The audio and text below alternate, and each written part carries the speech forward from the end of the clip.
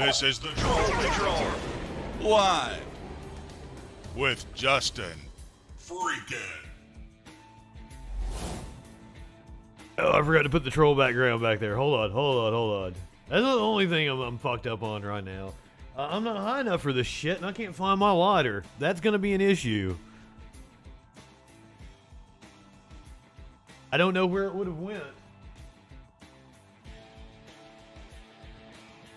I kind of always keep it right here.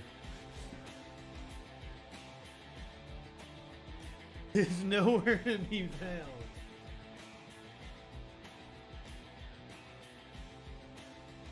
Guess we got a little too wild last night.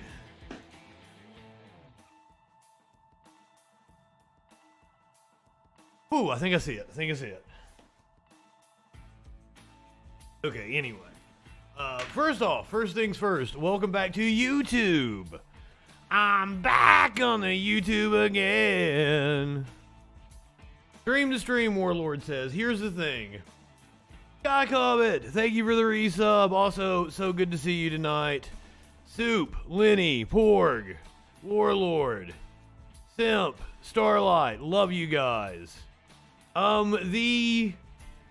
The plan was to do a fundraising stream for myself tonight because Justin's situation is a little more dire than I've let on.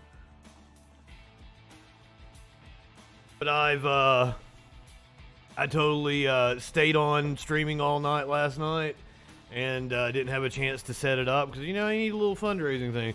So maybe we'll do it after the State of the Union on Tuesday.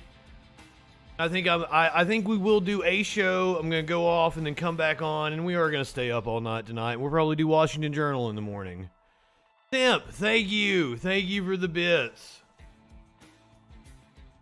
You guys are awesome. You, through this whole situation, you guys have been like my rock. Not the rock, a rock. And kind of like the rock that Sisyphus was pushing up the hill. I don't know. That's a shitty joke. I don't. Enough about that, though. Enough about that. We will probably come back on. We'll cut off so that I have the actual show to put up on the podcast and all that good shit. And then we'll come back on and we'll fuck around like we did last night. If you guys didn't get to join us last night, we played like sexy music videos and songs all night long, and everybody talked about their boners. Up until we had a chud come in at what? 4:30, 5 o'clock in the morning, and then try to talk to me about politics, and apparently I killed everybody's boner by yelling at the dumb fuck. Oh, goddamn. We were up so late that Warlord got, and my bandana's like fucking crooked. Everything about me right now. But I to update you guys, I did have a church got in contact with me and thought that I would be a good fit for their position of audio engineer. And I'm like, maybe this is a sign from God, and I should tell them, like, hey, I'm gonna be homeless here in a week or two. Yes, you absolutely can get an amen. Give them the sad sob story. Say I haven't been religious since I was a teenager, and tell them that I prayed the other night and then I got their email. They may fucking just move me on up to New York. I checked out the church. It does indeed have money. It's a black church though, so probably better than most bigger churches. Kelly, good evening. Yes. Need to be high troll right now. Lenny, did I say hey to you?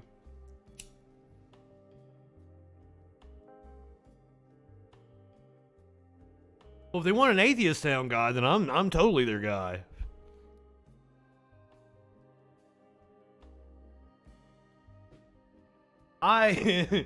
Just like right wingers, exactly. I don't think they would like do their research. Well, also, you know, Justin government name is different than Justin FREAKIN. As if I'm hiding my government name right now. As if I don't say it on many videos on my YouTube. But anyway, you didn't come here to hear me opine about my issues. Damn right, Justin Muffins. People are like, oh, you're trying to hide behind a fake profile. My name is Justin Mullins. Do you really think I'm trying to hide behind a screen name of Justin Muffins? It's just a joke. It's what, like, fucking Word or my phone, something used to autocorrect my name to Justin Muffins every time, and I always thought that was funny. So when I needed a sock puppet Facebook, I chose Justin Muffins.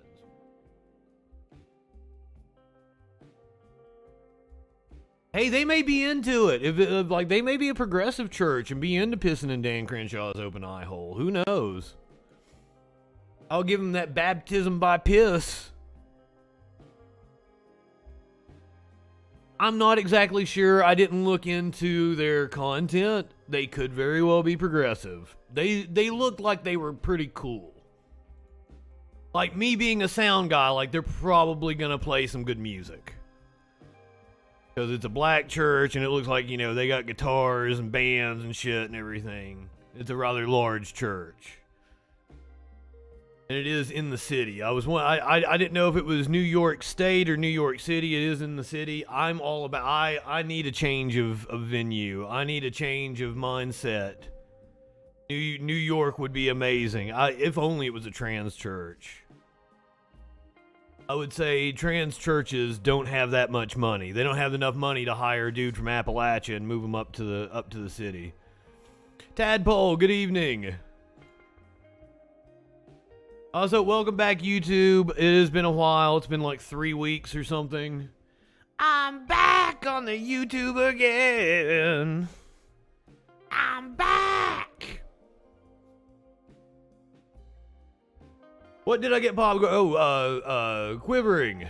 What did I get popped for? What did I get popped? Oh.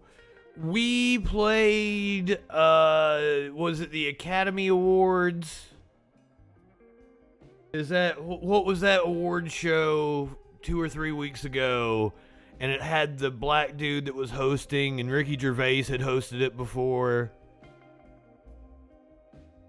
We played the Ricky Gervais, and we played the, God, what was his name?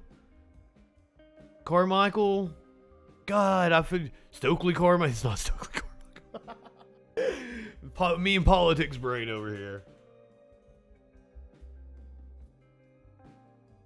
I forget his name, but we watched those two opening monologues, and I got popped by the American Federation of Foreign Correspondents, whatever the fuck that fucking organization is that puts on, might be the Golden Globes. I think it's the Golden Globes.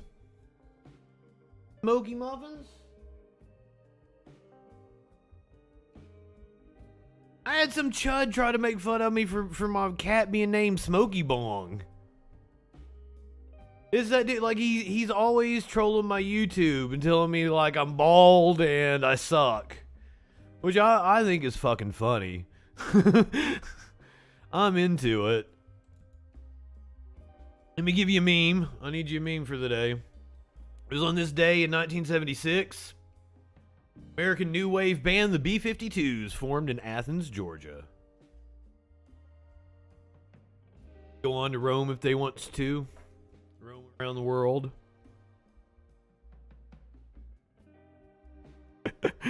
Oh god. I love Katie Seagal, by the way. Apparently she just finished laying down the vocal tracks. Laying down the voiceover for the new Futurama.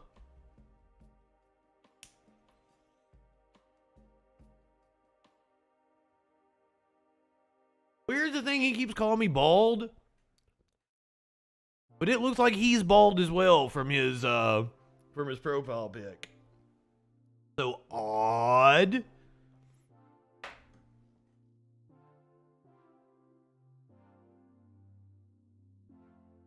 I need to, before I watch new episodes, I think I want to rewatch the entire series, because I'm not sure that, like, I've seen all the episodes, right? Futurama was on at a time when, like, there was still TV. You caught episodes of shit on a TV instead of sitting down and going on a bender, pun intended. Yes, I need to sit down and watch them all in order on a streaming service or something. But who got time for that? Who got time for that? Surfer McGritty! Welcome, good evening. Welcome in with the raid. I'm glad you guys are not high enough for this shit. I can assure you you're not, because we gonna be finding out what that news be doing, and I assure you it be doing some stupid shit. We've got drone footage of the train derailment that happened, I think it was Friday in Ohio.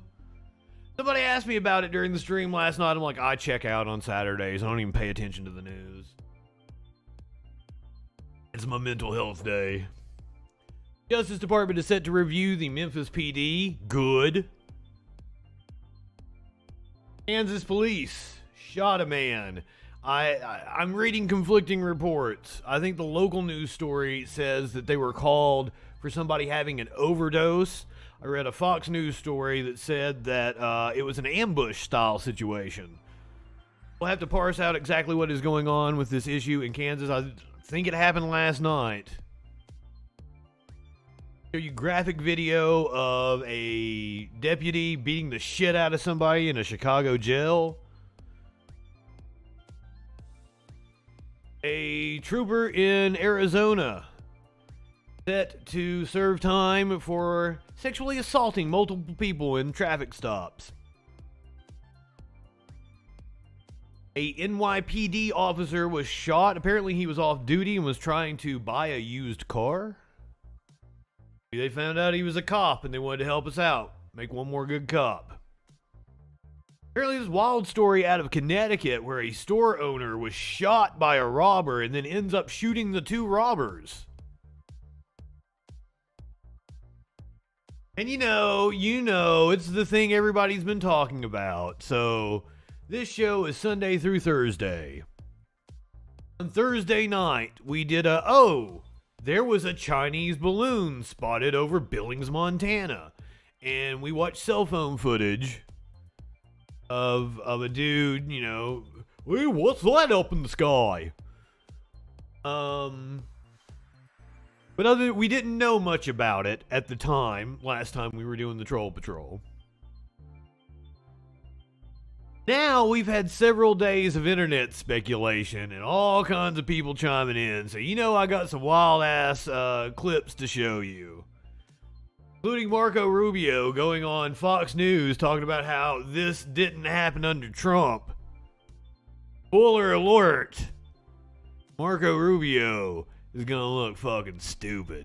Because, right-wingers are morons.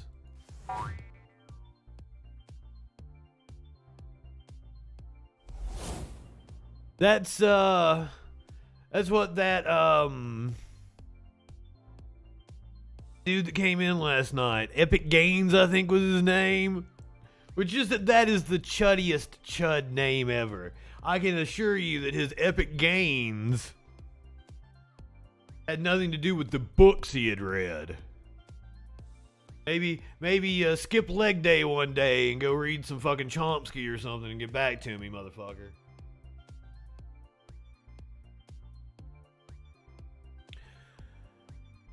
It's a Sunday. Fox News was harping about something, and, they talked about Hunter Biden.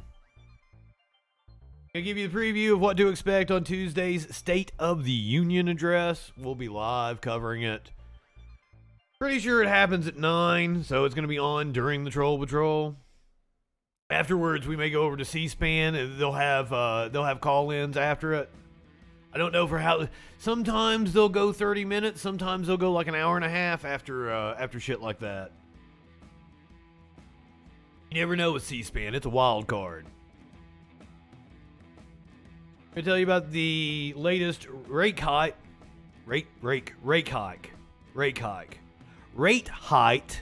brought to you by the Federal Reserve. There is a report circulating about how the RNC needs to push election denial more. Newly minted RNC chairperson, winning her 4th term, Ronna McDaniel is going to respond to those claims. I would like to go one day. We've gone like 2 days in the last 3 weeks without talking about him. My video on YouTube about the entire saga of George Santos, it's very popular. I saw that it's gotten quite a few views, so hip hip. George Santos has been accused of sexual harassment.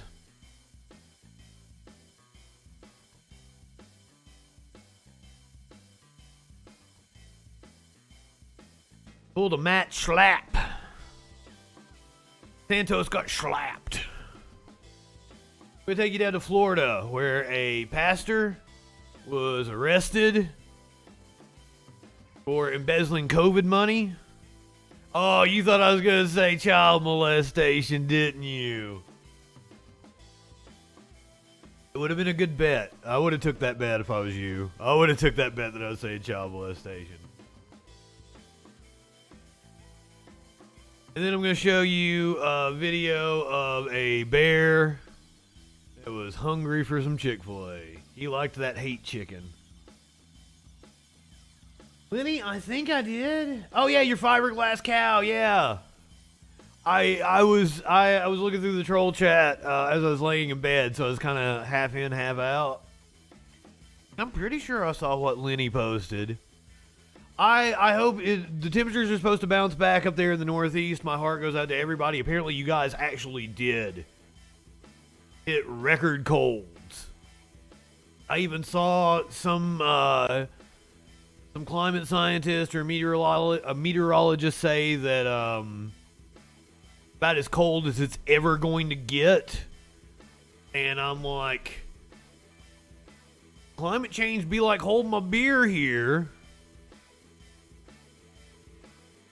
Since we're on the topic, it's been a while since we've checked in with my friend Jake Jacobs. I've been trying my best to get on his show, but he's not going to let me come on because I'm going to make too much. Because if I go on, I'm not going to go on there throwing bombs, calling people dumb fucks. It's going to be logical Justin trying to actually win his audience over. I think I can. But this is a post he made. The Lie of Nye. Wind chill record. Negative 108 degrees in Mount Washington, New Hampshire yesterday. And it has a picture of Bill Nye with the globe on fire. The Lie of Nye.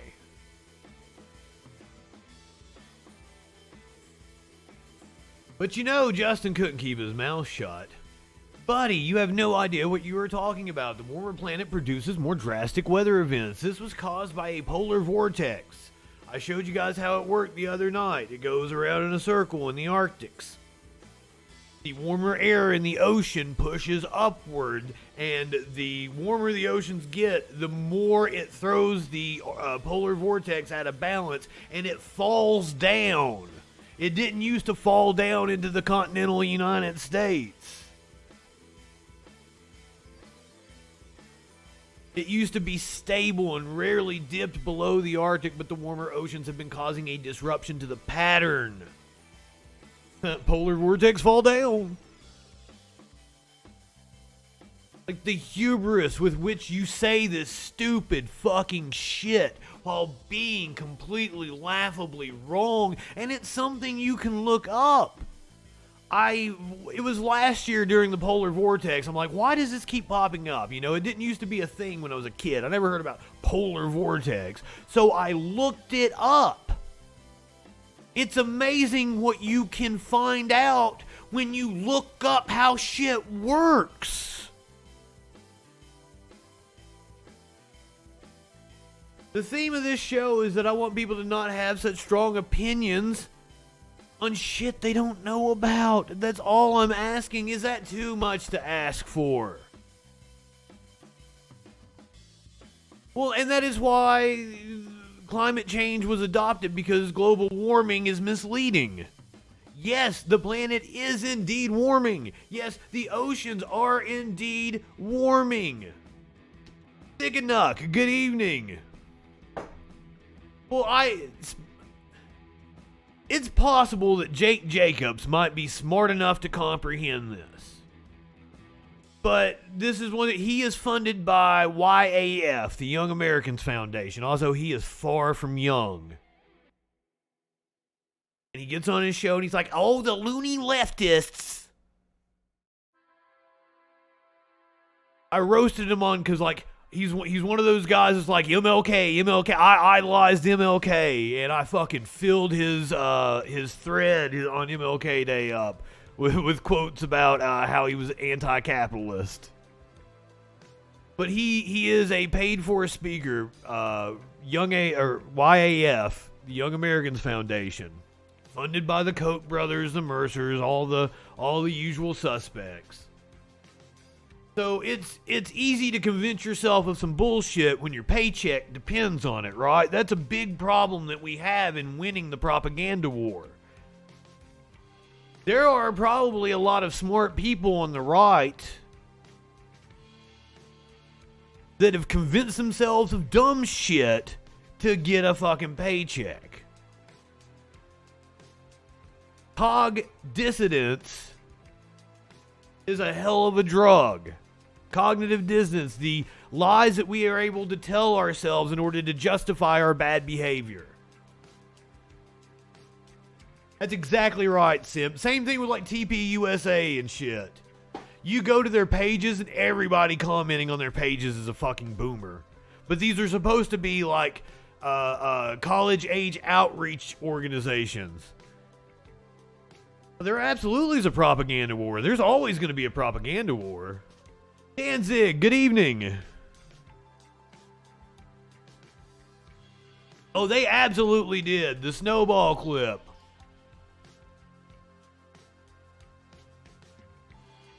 What was that fuck's name? James Inhofe. That dumb motherfucker. Also, you go and look at who James Inhofe's like top donor is, and it's a fucking oil company. Or was. I don't think he's in Congress anymore. From the nation's capital and are a public service of your television provider. C-SPAN, created by cable. Oh yeah, C-SPAN. Of national attention, and in case we have forgotten, because we keep hearing that 2014 has been the warmest year on record. Yes. I asked the chair, you know what this is? It's a snowball, and that's just from outside here. So it's very, very cold out, very unseasonal. So here, Mr. President, catch this.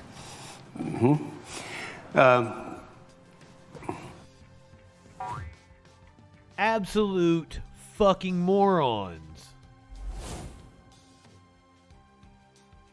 And most people are pretty fucking dumb.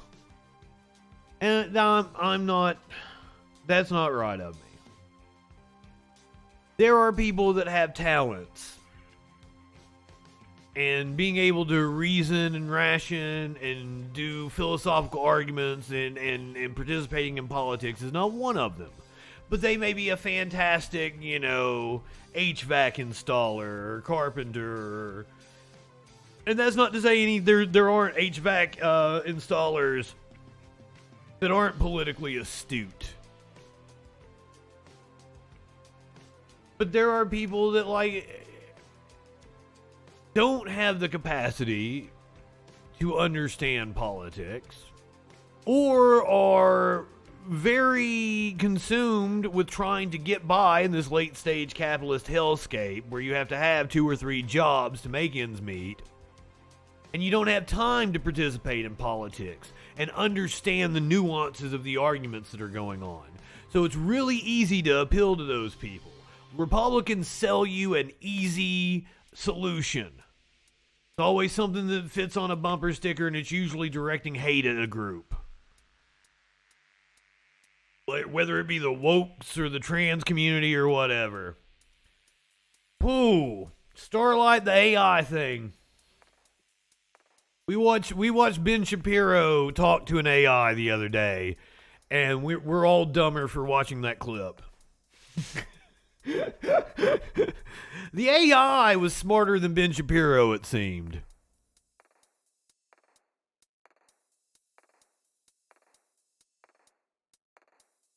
Oh, it's not so much let the politicians worry about the politics. But like if I don't have time to really keep up with, you know, what's going on in Congress and shit, I'm just casually paying attention. Do I really need to come out and have such strong opinions about, oh, Joe Biden's causing inflation? If you're nominally paying attention to what's going on, do you really have the data and the ability to parse that data to understand if that's what's going on? I don't try to tell people about Sporty Ball because I don't know fucking shit about it, you know?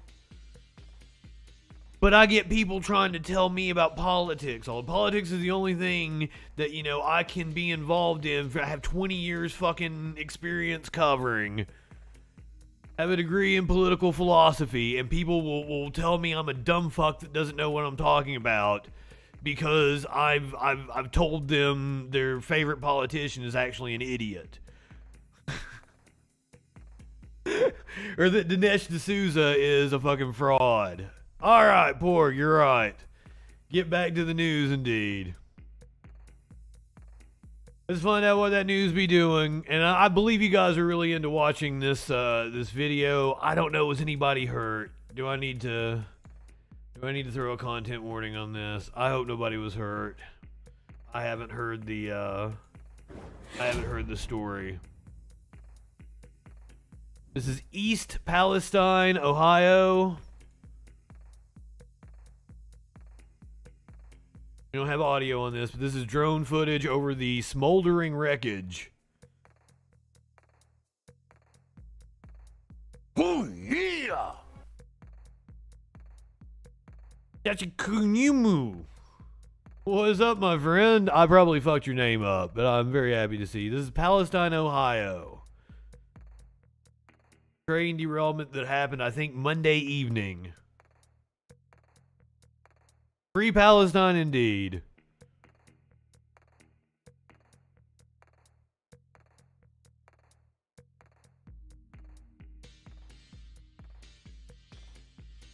Palestine. Sorry, I get the local pronunciation. Palestine, Ohio. Oh, I'm very much you should go with the local pronunciation. I had this argument with the program director of a radio station that I worked for because I was in Eastern Kentucky. I thought it was a holler. A holler is a place in Eastern Kentucky. It's the space between two mountains that is different than a hollow, which is up in the northeast. It is a space between two hills, wooded areas. A holler is different than a hollow. Not Sleepy Holler. It's Sleepy Hollow. But if you go to Eastern Kentucky, it's Pike Floyd Holler.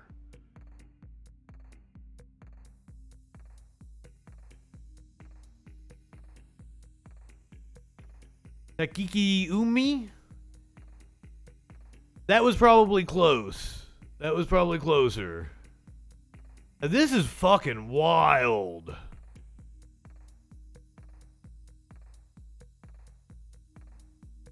I was not expecting this video to be like, what was this train hauling? Saw Chikuyume. Saw Chikoyume. Thank you for being a freaking follower. Thank you for being here. And I hope I got close that time. Let's get a local news report on this train derailment. A toxic threat looms.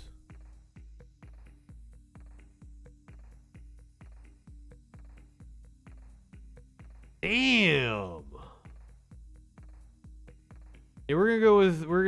with NBC News here. We might come back to this video. Because that is fucking wild. Toxic Tonight, threat a looming. toxic threat looming over this eastern Ohio community just outside Pittsburgh. The volatile and dangerous scene forcing first responders and investigators to stay back as they try to determine how this happened and why. We have obtained 2 videos which show preliminary indications of mechanical issues on one of the rail cars. Clinically, we just started the news. Some 2,000 residents ordered to evacuate. And tonight, sheriff's deputies are still going door to door, urging residents to get out. I can't stress enough that if you are in the evacuation zone, you need to leave. NTSB investigators now say We have obtained 2 videos which show preliminary indications of mechanical issues on one of the rail car axles. some 2,000 residents ordered to evacuate. And tonight, sheriff's deputies are still going door to door, urging residents to get out. I can't stress enough that if you are in the evacuation zone, you need to leave.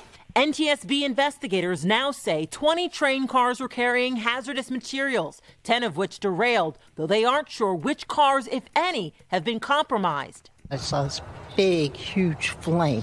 A police car came up and said, evacuate, evacuate, evacuate. The massive fire still smoldering as fears grow around dangerous chemicals that were on board. The NTSB said Are we in danger of explosions? rails were carrying vinyl chloride, which is associated with an increased risk of certain cancers. Officials say air quality and the water supply, which are being monitored, remain safe. But the Ohio EPA says some material entered local waterways before containment measures were in place. We are not aware of any elevated readings that we would anticipate to have impact to human health. Tonight, a state of emergency is still in effect, forcing businesses and schools to remain closed. We are still not conducting any on-scene operations. It's still too volatile of an area. Megan Fitzgerald, NBC News. Wow. Austin, an airport crisis.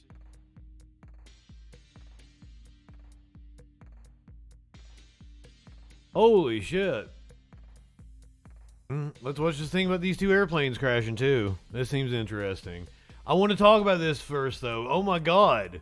Yeah, I didn't realize you just hear train derailment. I did, and as I said, I check out on Fridays and Saturdays. I don't really pay attention to the news. I didn't know. Oof. That's fucking wild. Yeah, we've still got this footage. We never finished this. This drone footage overhead. This is probably the next day of the smoldering cars.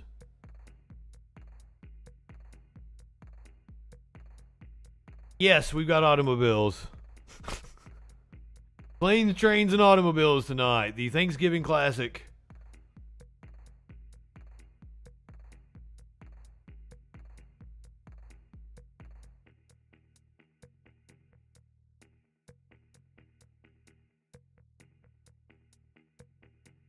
This is a fucking mess, and the chat has brought up excellent points on multiple things. Starlight tells us about the fire trucks refueling and the streets being frozen.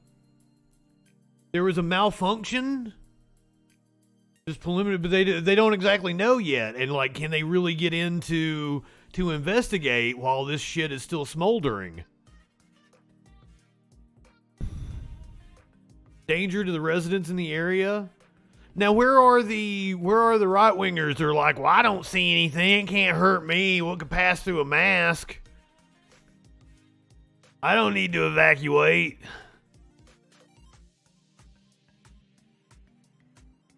Because there's got to be some. Oh, they're lying to me. I don't see any gas in the air.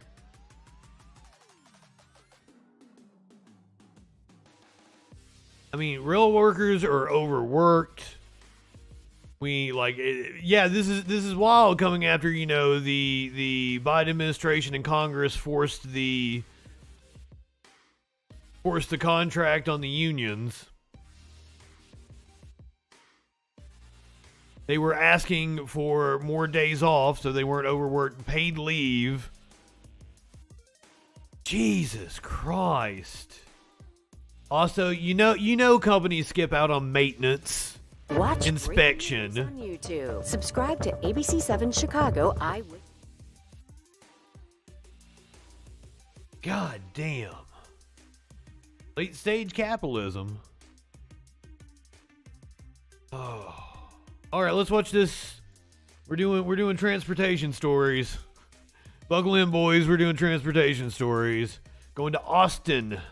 An airport crisis caught just in time, starting when a FedEx flight approached early Saturday morning. Confirm FedEx 1432 Heavy clear to land on 18 left. FedEx 1432 Heavy, that is affirmative. 18 left, you are clear to land. Traffic departing crossing route to 737. That radio traffic now critical evidence due to what happened next. The FAA saying before the FedEx aircraft was due to land, the controller cleared Southwest Flight 708 to depart. Controllers also overworked. Potentially complicating matters, a freezing fog so dense, officials had issued a weather advisory. There's no visibility, so you can't see the other airplanes. Aviation expert John Cox says conditions were flyable, but warranted caution. The veneers came off. That's what happened to the U.S. You can hear someone tell Southwest to stop. Southwest aboard. FedEx is on the go. On the go, meaning the FedEx pilot cut the landing short, pulling the plane into a climb for safety. How differently could this have played out without the caution of that FedEx crew? Had the FedEx crew not initiated a go-around, these airplanes would have been potentially very close or even possibly collided. At New York's JFK airport, a similar close call just weeks ago. We covered this. An American Airlines flight forced a Delta jet to abort takeoff after somehow crossing the same runway. American promising a full internal investigation. And at Newark, on Friday, a Boeing 787 clipped wings with a United flight as it left the gate. No one was hurt, but the FAA says the impact snapped off a small piece of the wing. And Morgan joins us now from the Austin airport. Morgan, you think this might have something to do with the fact that we're like trying to maximize the number of flights and that we have them that close to each other? That's probably not a fucking good idea. It's almost like transportation, rail in this country should be nationalized and not run for profit. Okay, we know both the NTSB and the FAA are investigating. And of course, they're very interested in those flight data recorders, but also that critical radio traffic showing who knew what, but most importantly, when. Kate? China, not surprisingly, is not... Oh, no. It's not balloon time yet. It popped up too fast on me there. And yes, Reagan plays a big role in this. The start of deregulation. Now, before we get to balloon, we gotta do some cop stories. Content warning. Going to Kansas, where police apparently shot a man.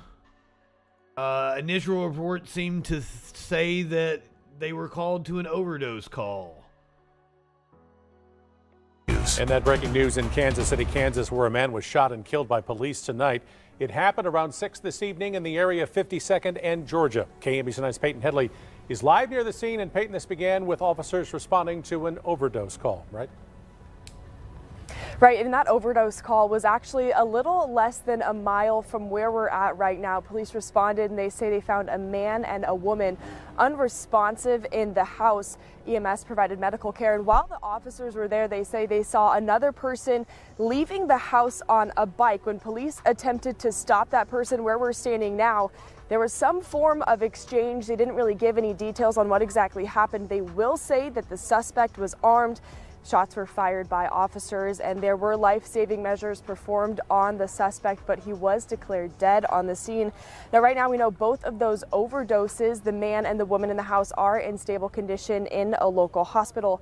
Police also say that no officers were injured, but Kansas City, Missouri police will be continuing to investigate this officer-involved shooting. Live in KCK tonight, Peyton Headley, KMBC 9 News. I don't know where I was reading that Fox report that some guy tried to ambush him. And police killed. Like, was there 2 shootings in Kansas? What's the matter with Kansas? Fantastic book, by the way.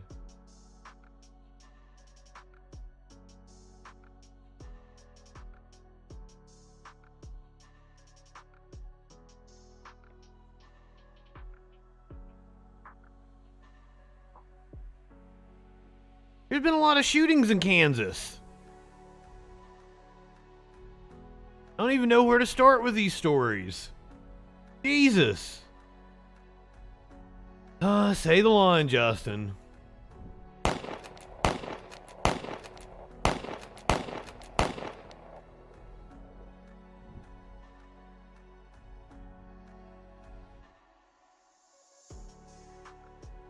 I'm serious. Because I was interested in hearing about that ambush. That's the one we just heard about, where they were called for an overdose. Is this the ambush? Well, this happened on November 11th. That woman dies after being shot in parking lot. KCPD investigating shooting in Northland. One critically injured. I think these are the same. These are the same story.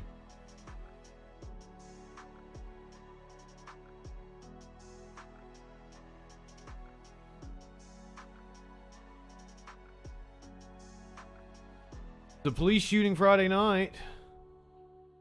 Now, this is the same story we did with the 200. I don't know where I saw that Fox story about the cops getting ambushed. Huh. Still a lot of shootings in Kansas. We're going to keep it in the Midwest, though. We're going to come back east a little bit. Windy City. Chicago police officer was charged. No, I don't know if he's been charged or not, but apparently he was involved in 2 other previous incidents, and we've got some gruesome footage here. Tonight, about the troubling past we've uncovered for a Chicago police officer involved in several violent incidents that have cost taxpayers hundreds of thousands of dollars, including a jail beating we reported on just days ago. CBS 2's Charlie DeMar reports that not only is Gerald Williams still a member of CPD, he has been promoted to sergeant in recent years. Here I was thinking he'd be charged. The man getting hit in the head repeatedly in this holding cell surveillance video from 2019. Stewart was arrested for illegally possessing a gun. He released the video this week and now wants the officers involved fired and arrested, including Sergeant Gerald Williams in the green. The city paid Stewart a $45,000 settlement for the beating. You see the video. I mean, they just struck me. I don't know why he struck me. I didn't. At it again? When did they ever stop? Look what the they just did to this boy. Williams was at the center of a separate COPA investigation the same year for this viral video, body slamming Bernard Kirsch to the ground. Williams is a trained MMA fighter known in the ring as Bacon and Eggs.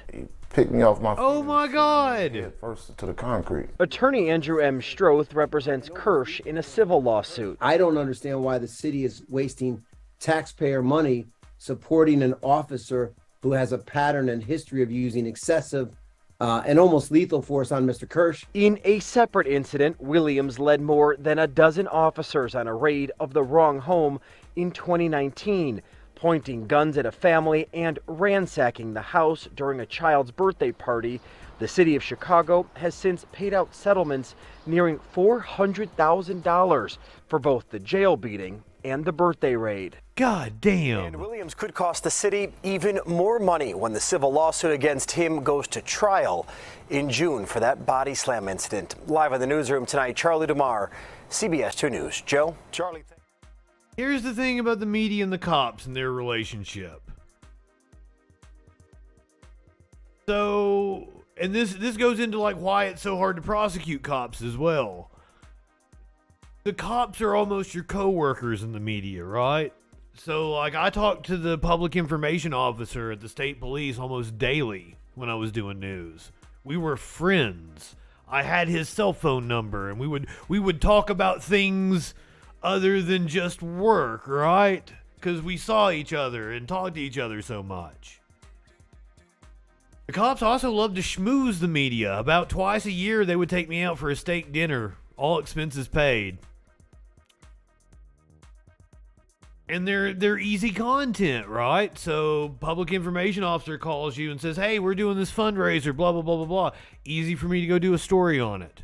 Shop with a cop in Christmas time. So you have this relationship and a bias, and it's the same thing exists with the cable news, and they're all schmoozy with the DC elites.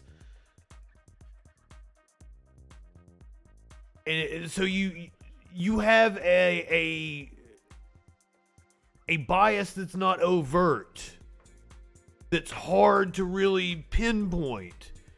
And you as a reporter don't really know you're even doing it, right? So you're more likely to take a cop's word for it because you know him and he's a good guy. We talk about our families and shit. Ask how kids are doing. DC Elite sounds like a right-wing punk band.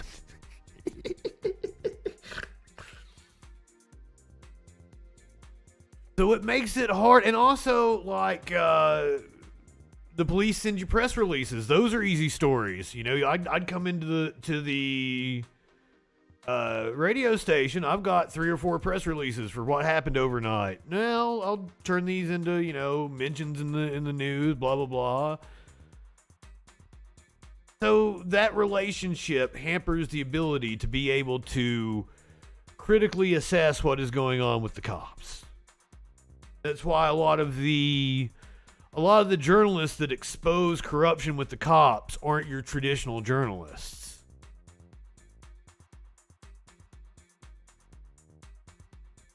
Let's head to Arizona.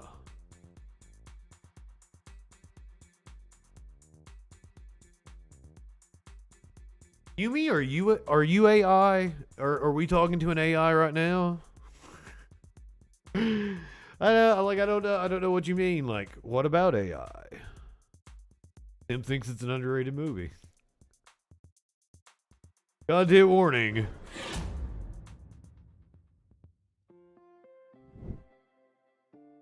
An ex-DPS trooper is going to serve jail time for sexual assault during traffic stops. An ex-DPS trooper has been sentenced to 5 years in prison, according to officials with the Maricopa County Attorney's Office, for sexually assaulting a woman during a traffic stop. We first reported on the incidents involving Tremaine Jackson in 2019. According to then DPS Director Colonel Frank Milstead, an investigation into Jackson began in May of that year after a female alleged Jackson made inappropriate comments to her. Several weeks later, Milstead said another woman had made a criminal allegation against Jackson. While we were investigating that May complaint, on June 11th, we received a second complaint, this one also alleging inappropriate commentary and then also criminal behavior to the extent of sexual abuse. According to reports by the Associated Press, most of the incidents cited in the charging documents filed against Jackson took place between midnight and 4:30 a.m. when they can pull a woman over on the side of the road. It's dark, they're scared, easy to prey on them. Reported misconduct ranged from forced touching to asking for cell phone numbers and nude pictures. In 2 cases, he's accused of grabbing a woman's hand and putting it on his genitals. December of 2018, a woman said Jackson pressured her to agree to an oral sex act. He then followed her to a friend's house where she ran inside and locked the door. Jackson also forced 2 victims to connect with him on the social media app Snapchat and later messaged them. Fuck this dude.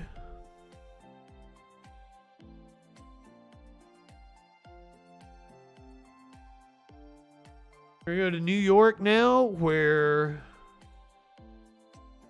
a cop has been shot, but I don't think this was in the line of duty. Yes, I said duty. Tadpole, that one was for you. Duty NYPD officer fighting for his life this morning after he was shot during a robbery as he was trying to buy a car. ABC's Phil Lipoff is here with more. Good morning, Phil. Hey, good morning, Eva. This happened fast and it was really scary. 5-year veteran of the NYPD, as you said, fighting for his life after being shot during an attempted robbery. At a press conference overnight, we did learn the off-duty patrol officer was trying to buy a car in Brooklyn around 7 p.m.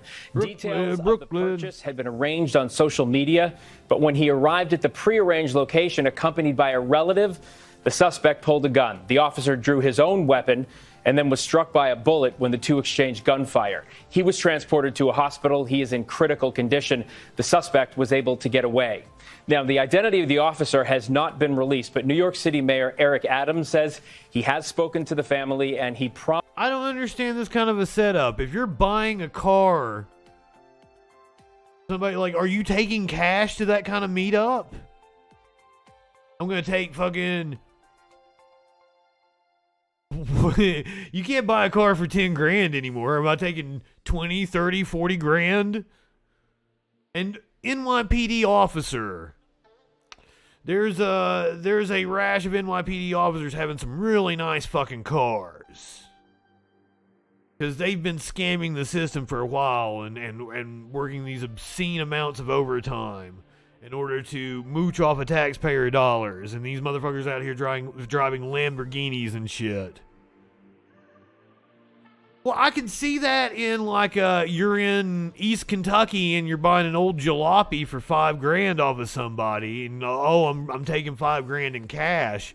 But I feel if you're doing a transaction that's more than fucking 5 figures,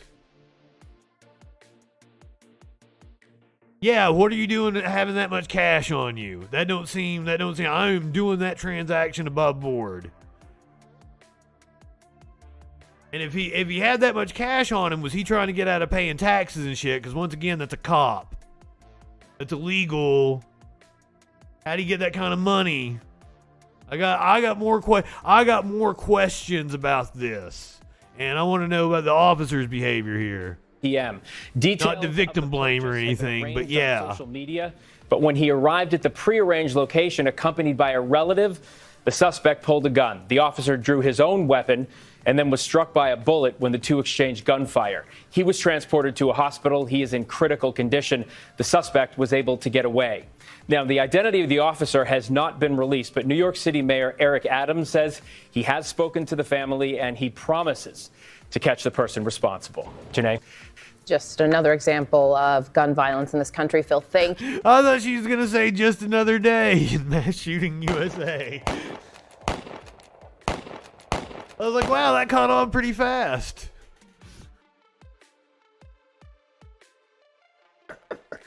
So close, so close.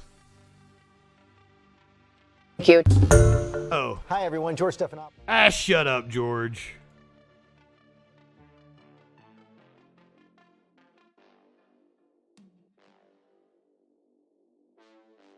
Taking you to Iowa, we had a mass shooting.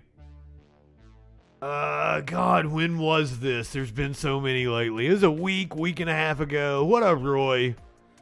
Shout out to Russia.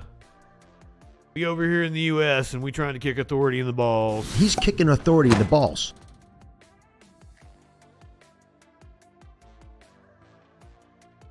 We go over to Iowa, where a second arrest has been made in the mass shooting that we covered a week or two ago. The founder of a program for teens who was shot when a gunman allegedly targeted his students has reportedly gone home from the hospital. William Holmes, also known as Will Keeps, is a rapper and activist who is the director of Starts Right Here in Iowa. His program aims to give disadvantaged high school students help to stay on the right path. Reports say he was released from the hospital where he needed life-saving surgery after the January 23rd shooting.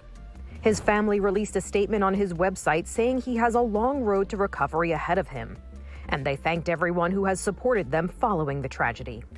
Des Moines police say 16-year-old Rashad Carr and 18-year-old Gianni Dameron, both students at the school, were targeted and shot dead by 18-year-old Preston Walls, an alleged member of a rival gang. Reports also say a second man has been arrested in connection to the shooting. 19-year-old Bravon Michael Tukes is reportedly accused of communicating with Walsh before and after the shooting, as well as driving him from the scene. Tukes and Walsh both face 2 counts of first-degree murder, attempted murder, and criminal gang participation, and are due in court this month. For Inside Edition Digital, I'm Mara Montalbano. Yeah, the driver should be charged, but I don't know about murder. How are you going to pin murder on the driver? I think that's another example of U.S. prosecutors overcharging people to try to get plea deals. Let's go up to the northeast, where I would have thought it was too fucking cold to pull something like this. A store owner was confronted by 2 robbers, and shots are exchanged on both sides. For one of the 2 masked men they say got into a struggle with an East Hartford clothing store owner last night and shot him. But the owner fought back, killing the other suspect with his legally owned firearm. I know the person. I was hoping that it wouldn't be him. The manager of Bruno's Liquors is rattled by what went down inside the humble and paid clothing shop Thursday evening. The stores are right across from each other on Main Street. Surprising because something like this never really happens around here. Just before 10:30 p.m., East Hartford police say 2 suspects, at least one of them armed with a handgun, went inside the store to rob the place. The owner, who was there working late, struggled with the suspects. Store owner was a victim and received a gunshot wound. Shot in the back, the owner continued to fight back. The store owner responded fire with his own 2 legally licensed firearms and returned fire to the suspect, ultimately killing the suspect. 26-year-old Jashar Haslam of Hartford was killed. Police were able to seize his handgun, and now they're working to gather more evidence. Investigators were at the store for much of the day. They'll be going through, I'm sure, a significant camera footage from both our town cameras, the store cameras, neighboring businesses. The owner, who is recovering in the hospital and expected to be okay. They used lethal force on him, so him shooting back is totally cool. Legal firearm owner. This is, and I get accused of not praising this. It is very rare when it happens, but fucking dude's 100% within his rights. Fucking good. It is a fucking tragedy, indeed. But, you know, I'm glad the dude was able to defend himself. According to Navdeep Singh. A lot of people know him around here. A lot of people wear his clothes. Very, very nice guy. He designs clothing, and sometimes his passion leads to late nights at the store. Sometimes he tells me he doesn't want to go home, and he just kind of likes to be here by himself and do, designs here, because sometimes he's in the zone or something like that. Looks like he's having home troubles, but... Isolated incident. They say there is no threat to the public. There you go. No threat up in Connecticut. You're in Palestine, Ohio, though. You need to evacuate. Ooh, maybe, perhaps after they clean that, so maybe I can go find a apartment to rent in Palestine, Ohio for cheap. I don't think the robber was a cop, but I wouldn't rule it out either. So if you're watching on Twitch and you're not subbed, you're getting ready to get hit by an ad, but the way we do it around here is we play 3 minutes of ads. Nobody has to get any pre-rolls. Nobody has to pay any attention to any ads the rest of the hour. We get them all out of the way. I usually go refill my drink, take a tinkle, that sort of thing. If you are new here, speaking of tinkling, I haven't said it in a while, but I would love to piss in Dan Crenshaw's open eye hole. Give me that eye, pussy, sir. As if Cincinnati isn't also facing its own toxic cloud of bullshit. I've seen that river. Sky Comet. Oh, I need to take a hit.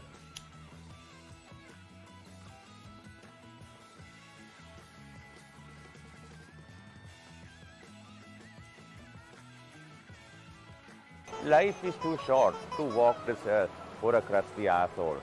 Wash your ass. I didn't check to see if any of my new emotes have been approved. So if you're on Twitch and you're not subbed, you're going to get Twitch ads.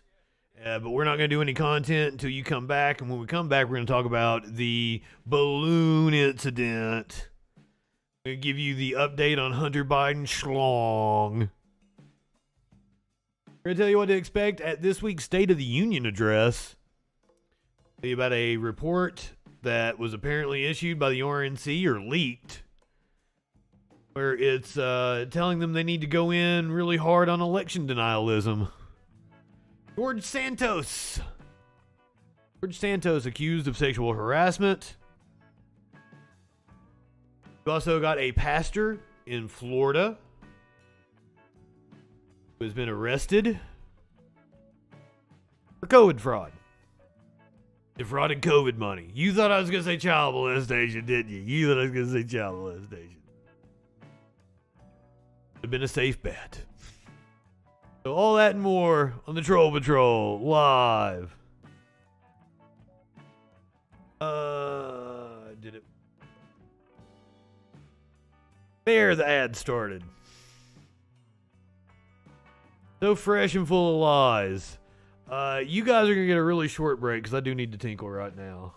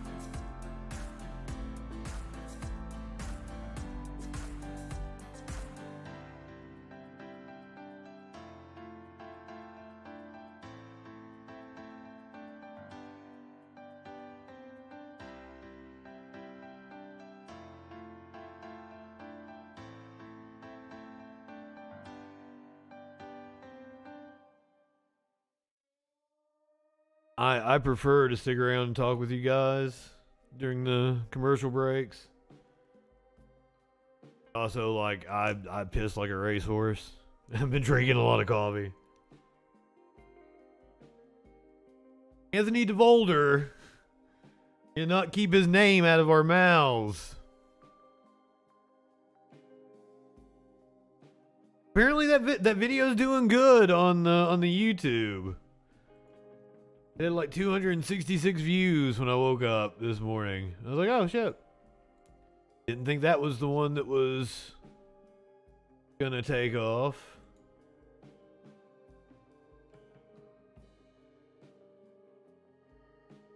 He's on the thumbnail. Yeah, 268. 6 views per hour, hell yeah. I didn't know if posting a lot of content was the way to go when I was coming back from YouTube. Also, like, I've been listening to a lot of these like YouTube people, and like I'm fucking up on my thumbnails, right? So this should have said, no, I can't even be on YouTube when we're doing music and movies and shit. Fucking, YouTube will strike me. I'll just get a warning on Twitch, but I've never even got a warning on Twitch. So this thumbnail should be like, have you been eating fetuses? Yeah, we weren't even on YouTube last night. We were just on Twitch, and it got nuked just as soon as I got off. That's what that dude was in here talking about. I'm worried about you violating TOS. Like, what the fuck are you talking about? So, like, my headlines are kind of all newsy headlines. But I need to be thinking about it from a YouTube standpoint. And you gotta intrigue the viewer. That's my problem. I've got the content. I have to do it in a way. I have to mold my content to fit YouTube's algorithm. And I think one of the reasons why the George Santos video, because like I've redone how clips are done now, right? Now there's a coming up section in the beginning. I think we have a match. If you define the American dream as anybody being able to achieve, so I used to have a little intro, and people were like, no, you have to start straight with the content. The whole thing is just, it's quite bewildering to me. I mean, how he even got elected. Maybe I am a capitalist now. Maybe I will devote my life to hustling, because you can just do whatever you want. You want to be a congressman, you just gotta bullshit. You gotta have the big enough balls to bullshit your way into doing it. I like the new music I put at the beginning. The real gray matter. Last couple of hours. Is that a Breaking Bad reference? Double Justin is a bit much. I like the new opening. I like the new intro to my videos. I like the new outro. Let me show you the new outro before we move on. We'll get to the balloon, Rocky. Don't worry, my friend. I got you covered. It is literally the next thing we're gonna talk about. But I love the new outro of the clips. They've contorted themselves, my colleagues are contorting themselves to speak against, denounce socialism in all its forms. Maybe we don't want to denounce socialism. With the troll dancing. I love the new outro. I love the troll dancing. You should have that as an animated emote eventually. As soon as Twitch approves it.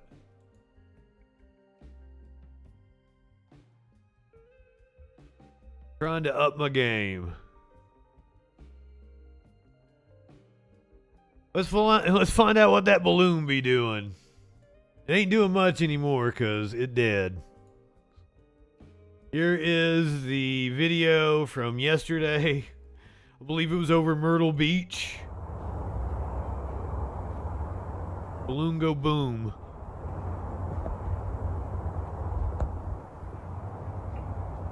Here you can see. Is that the plane flying towards it, or is that a... Oh, you see, yep, you can see the munition leave the plane now, and the plane go the other way. I think those are the two different contrails here.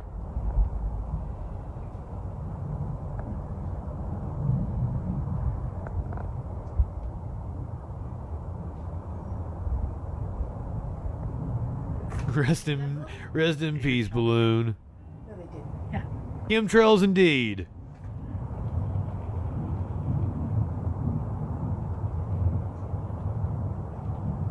Apparently, this has been a boost in tourism for Myrtle Beach.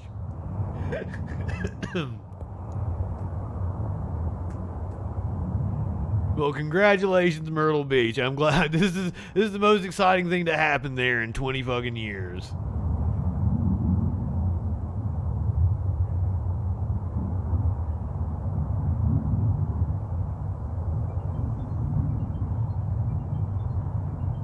We're gonna see it go splat.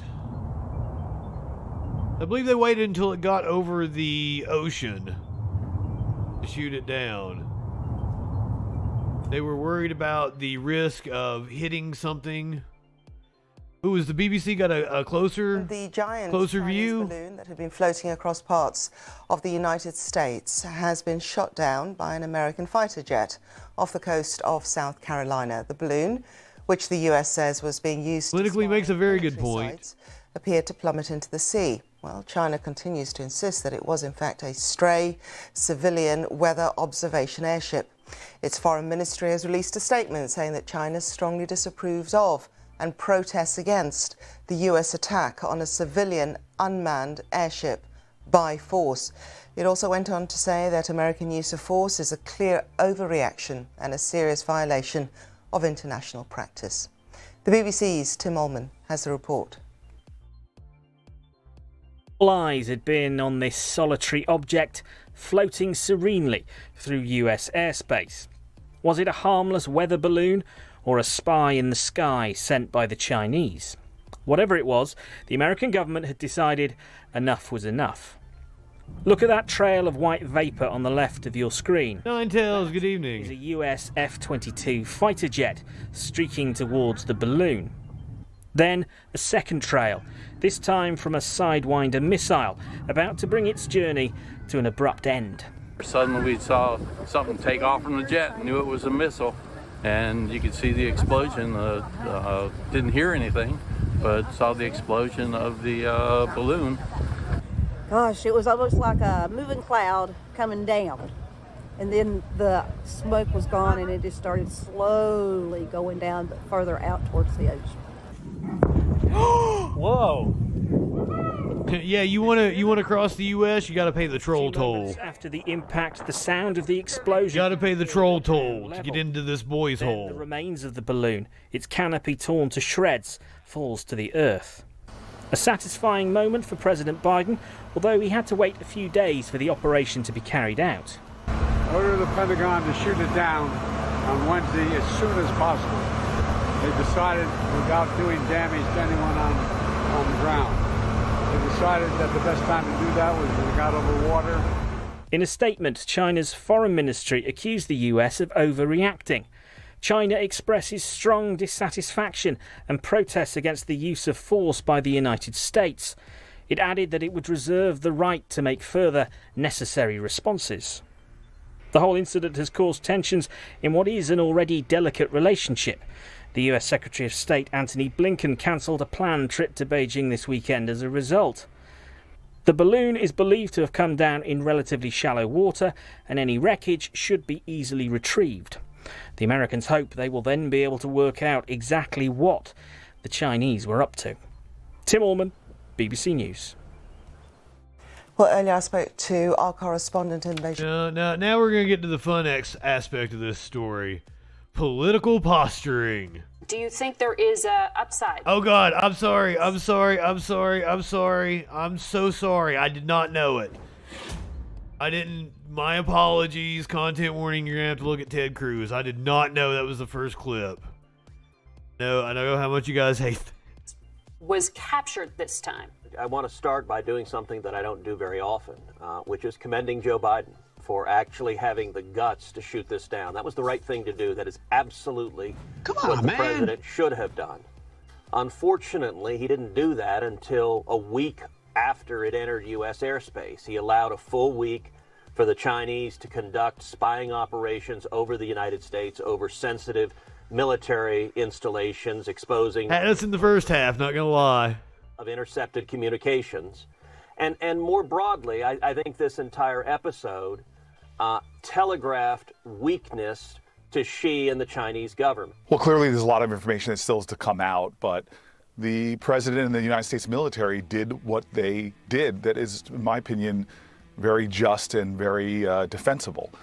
They saw that to blow that thing up or to take that thing down over land would cause challenges. And we know from the debris field over the ocean that it was miles long. I think I heard 7 miles long. And so the president himself said, I ordered it to be taken down. The military made a thoughtful decision, and I trust the United States military. It's problematic when for Democrat or Republican have one standard for one president and another standard for another president. Yep. We should remember that this is now known to have happened under the Trump administration multiple times. And so to create another standard for Biden when Trump... Booker doing a spoiler. ...seems allowed this to go over the United States is just a bit hypocritical. Have we seen the Chinese fly these balloons in the past? Yes. I think there's even Twitter pictures of it flying at one point off the coast of the U.S. Down south somewhere. The existence of the balloons is not a mystery to people in that field. What we've never seen, what is unprecedented, and whoever the source was at the Department of Defense would have to acknowledge this, what is unprecedented is a balloon flight that entered over Idaho and flew over Montana, over all these sensitive military installations, Air Force bases, ICBM fields. How did it enter over Idaho?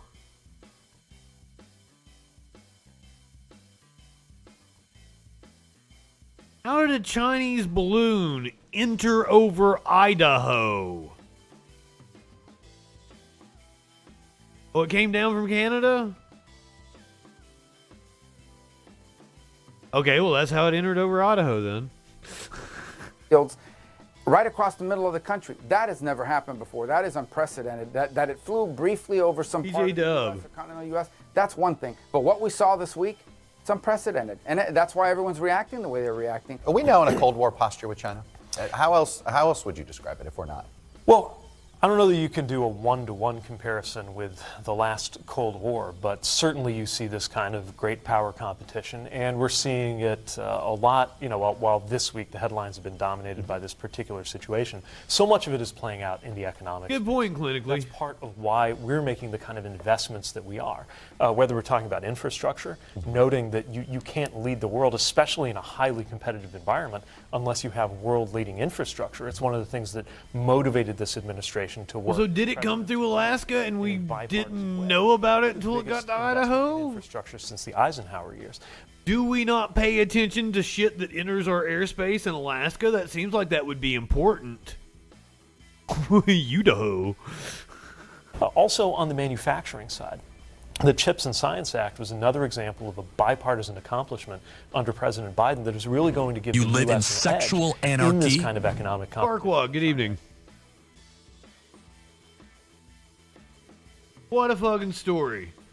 But you want some more batshittery? You want some more batshittery about it? Go to Fox News.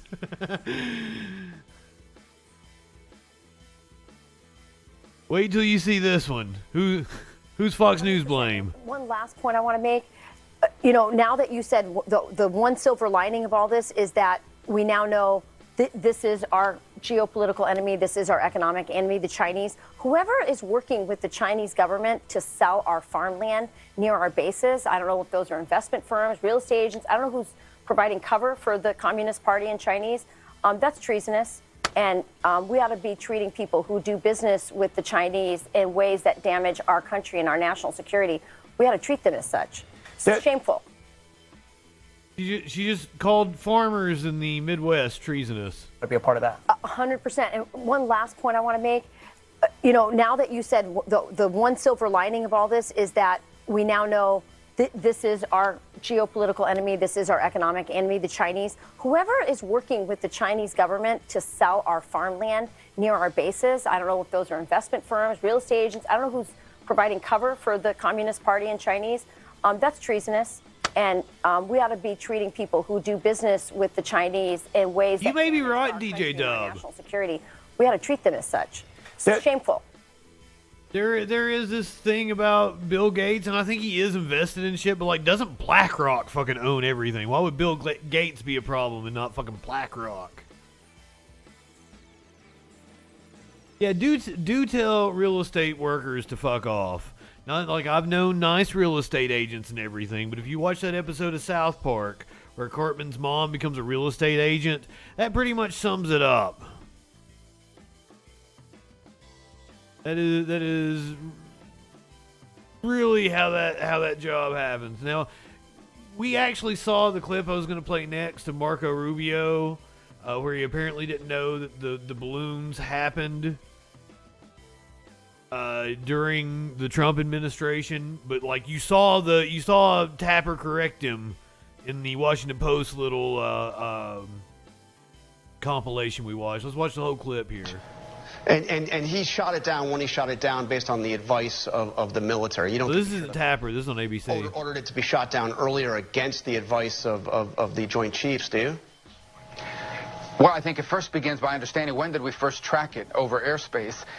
Theoretically, if it entered to Alaska, NORAD, it's our system of spotting things and protecting both American and Canadian airspace, should have spotted it a lot earlier.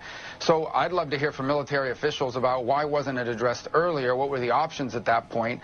Again, look, maybe in a closed session or maybe in the settings of with the benefit of hindsight, they'll have some real good arguments. Look, I'm just assuming. I know how much money we spend on the national security apparatus and defense of this country. Are you telling me a balloon, just the moment it crosses into U.S. airspace, isn't detected? That just sounds unfathomable to me.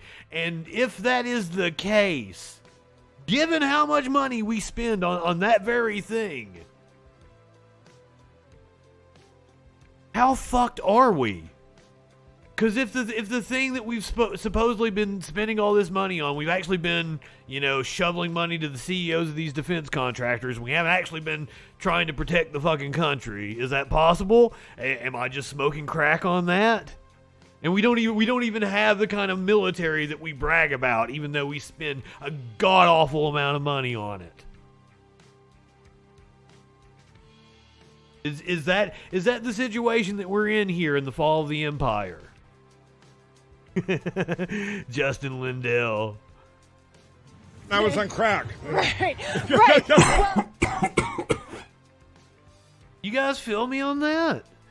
Like at least, if we've spent and sunk this much money into the military, can it at least be good at something? I can't fucking tell that it is. When's the last time we won a war? Now, granted, like, the wars we have participated in have been completely unwinnable, but also that's, once again goes back to how stupid our fucking military is. Why it couldn't be done. I recognize that you shoot something out of the sky that's the size of 3 buses and it lands in the wrong place. It could hurt, harm, kill people or damage infrastructure. But by the same token, I think that if that was the case, then I think it really would have been helpful for the President of the United States to get on national television and explain to the American people, this is what we're dealing with, this is what I'm going to do about it, and this is why I haven't done it yet. None of that happened, and I don't know why. And in fact, I don't know why they waited so long to tell people about this. And if they knew the trajectory that it was on, it seems, from late last week. All right, and we're also told, by the way, that that this happened 3 times under the previous president. Obviously, there were no public notifications there. Senator Rubio, thank you for joining us. We really appreciate your time. Thank you. Okay, let's bring in Admiral. Curious, sir, I hate to be a well, actually guy, but I can tell you the last time we got bombed, and we bombed ourselves. It happened in 1985, the day Philadelphia bombed its own people. just throwing it out there.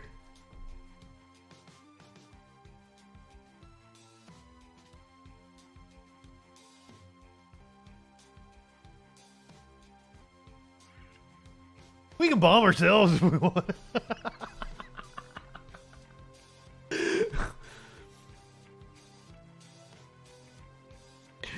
Well, we crack jokes about it. It's not really bombing ourselves. It was once again the fascist U.S. government taking out protesters.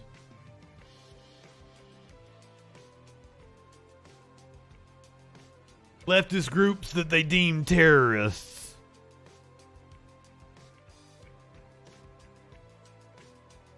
We just got so many bombs laying around, we bombed ourselves.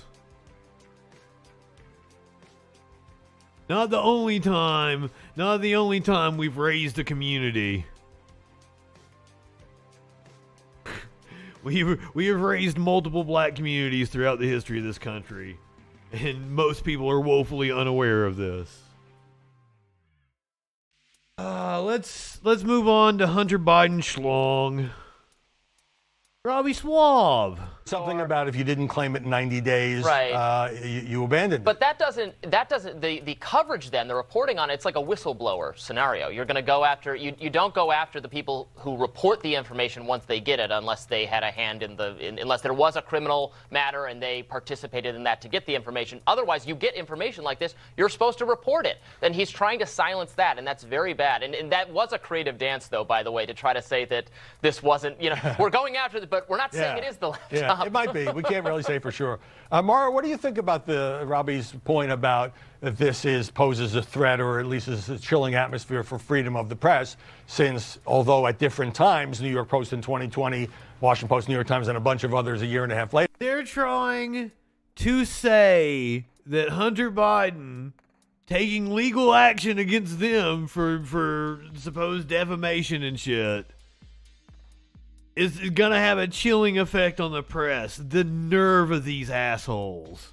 Later, there's been a lot of reporting on this laptop from hell. Yeah, look, nobody likes their press coverage, especially when they're public figures. Donald Trump didn't like his press coverage, and used to like try to change it. I don't know if he ever threatened lawsuits or not. I think he did, actually. Oh, a hell of a lot of them. Yeah, he sued a few people. In fact, he just sued Bob Woodward for $49 million. Yep. Over those So audio tapes. Is that a chilling effect on free speech? I think Donald Trump is a much bigger, more powerful figure than Hunter Biden. I think it is, but it's been covered in the mainstream is the difference. Whereas where will be the mainstream denunciation of what the Biden family, what Hunter Biden is doing here against freedom of the press? That's the difference. What? Come on, man. What? Are you serious? You just fucking got called the fuck out and then come back with that bullshit? I wish you fucks could feel embarrassment. Feel like much of the media are, it's interesting.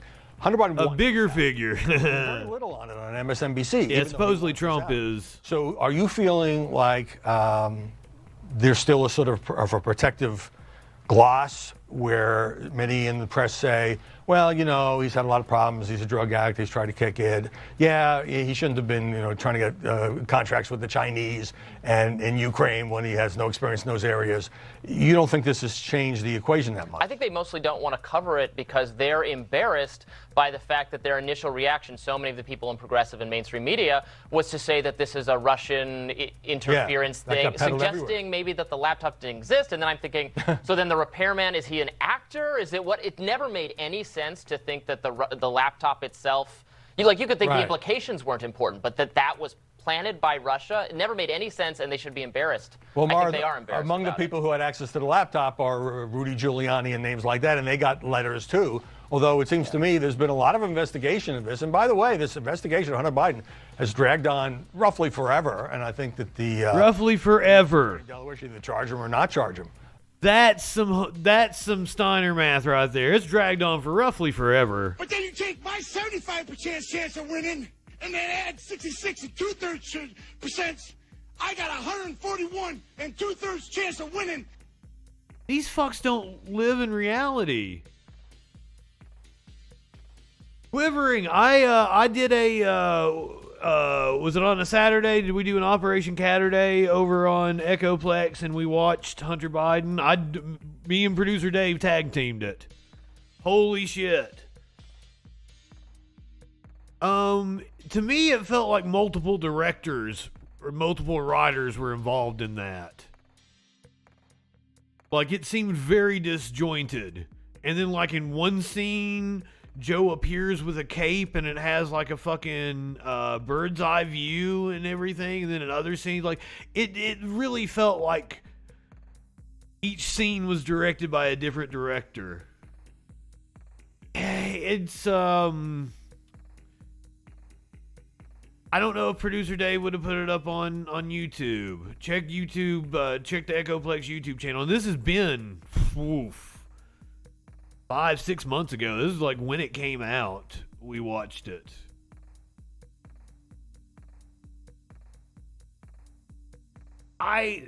So he's legally blind, but the dude can see kind of deal. But like this whole thing is suspect. The laptop apparently passed through the hands of Rudy Giuliani and Steve Bannon. Those two motherfuckers are definitely underhanded.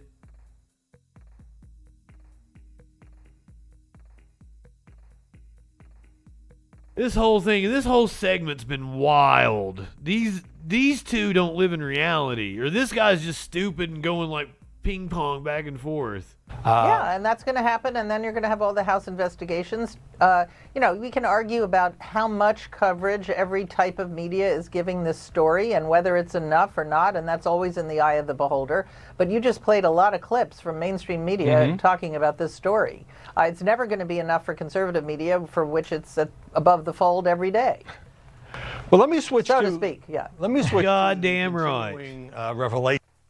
And for those of you that aren't familiar with the saying, above the fold means that it's on the front page. It's on the top of the newspaper, where it's above the fold, so you see it because the newspaper's folded up and you see the top of it. So those are the most important stories. For conservatives, it's above the fold every day. 9/11 was an attack, but it wasn't a bombing. They used planes as missiles. Missiles. Tuesday is the State of the Union. Joint section of Congress will be welcoming the president to speak. We're going to see newly elected Speaker of the House, Kevin McCarthy, and Vice President Kamala Harris standing behind President Joe Biden on Tuesday. A surveillance balloon, the federal debt ceiling, and Tuesday's State of the Union address. That's all grist for today's weekend briefing with our own congressional correspondent, Lisa Desjardins, and White House correspondent for NPR. I didn't know they were going to cover all the shit I've already covered. I just wanted State of the Union. The Chinese balloon really gripped everyone in the nation and here in Washington as well. Tam, what are they saying? It varies, like last part of January, early part of February. Shot down on Wednesday. However, he wanted it done safely. And so the Department of Defense said that they didn't believe it would be safe, that they thought it would be a risk to people on the ground if they did it while Back to the balloon. This has been the topic on everybody's mind anyway. Just out to sea, but still within U.S. territory to shoot it down. The White House is insisting that this was the best and only way that it could have been handled. Of course, they're also getting a lot of criticism and had been all week. They're going to get criticism no matter what they do. Is some coming up from Capitol Hill? A groundswell from conservatives and Republicans.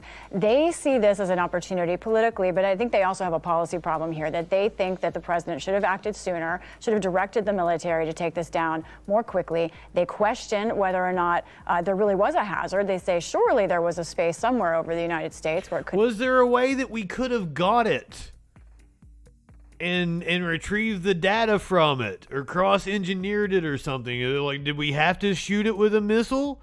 Couldn't we have retrieved it somehow? Wouldn't that have been more fun? Could have been safely done. And I think it's important to watch here that I think they're starting to define how they will go More after signs of weakness to the world. for his expected re-election bid. Mr. McConnell, the Republican leader in the Senate, said the Biden administration reacted at first too indecisively and then too late. They're going to cast him as someone who is weak, indecisive, and behind the times here. There aren't as many Democrats supporting his move overtly, but it's just the weekend. We'll have to see. Some of them say, we're glad he got it done. And speaking of Congress Commandeer the balloon. President Biden, the dance of the debt ceiling has begun, this arcane but terribly important. The dance of the debt ceiling. Well, you know, I'm thinking like we watched Bat Dance last night, right? So I'm in a Batman mood. Remember Batman had on the Bat Jet? He had that thing that was able to grab Joker's balloons. Some little hook like that was like '89. Tell me we haven't fucking come up with that technology yet. Issue. First big test for the relationship between the president and the House Republicans. I love that dance of the debt ceiling. We're going to have to say that for many months. It is early. There are some positives now in that both sides. Yeah, Great Matter Israel. That's the last time we were bombed. Saying they're talking respectfully. We don't see that kind of like conflict. There was the shoe bomber, but he didn't set it off. I think in terms of months as anything urgent, only when it comes down. There's also the bombing of the coal, but that wasn't on the U.S. House Republicans, those conservatives, on U.S. soil, still want the kind of spending cuts and sort of fiscal boundaries that it's hard to imagine President Biden agreeing to. And I spoke to one Chip Roy just a couple of days ago, and he said maybe we do a smaller deal for a smaller debt ceiling increase. That's also something I don't see the president going along with. So we have a real problem still. Keeping on the topic of the president and Congress, the president travels to Capitol Hill Tuesday, his first State of the Union before a divided Congress. And the first as we go into an election cycle where he says he's running for re-election. Yeah, and his chief of staff also said he looks forward to working on his re-election campaign. So all of the signals are there. This is the biggest audience, in all likelihood, that President Biden will have all year. This is the one that speech that everyone will carry. And so this is a messaging test for President Biden and his likely presidential campaign. We've been seeing him out on the road in recent weeks, touting legislation that was passed by Congress and the results that he's delivering for the American people is the way that they would describe it. And we can expect to hear messaging along those lines in the State of the Union, talking about inflation coming down, job growth continuing to be strong. Also, there's always a foreign policy element in a State of the Union address. We can expect him to talk about defending Ukraine at a time when Republicans in Congress are showing some I wish Scott comment, but I've been pretty confident he would run for re-election. with China. I don't know if the balloon will come up, but now it seems like a pretty ripe opportunity for that. And he's also going to do this thing that he does, which is make a pitch for bipartisan cooperation, to say, like, look, we did those things last year. Maybe we could do some things this year. Come on, man. Of course, the environment is far different. And Lisa, but talking about this election cycle coming up, Americans for Prosperity, a very influential group in terms of money and in terms of influencing votes in Congress, because members worry about getting that money, they say they're not going to support Donald Trump in the 2024 election. What does this do to the Republican field? These are the conservative or libertarian Koch brothers. Now, it's interesting to note that they actually didn't endorse Donald Trump. I was getting ready to say they didn't come along in 2016 until after he was the nominee. I would bet they changed their tune. He was to become the nominee again, which I don't think is likely. But they would change their tune and they would get on board. All of them would get behind him yet again. This time either.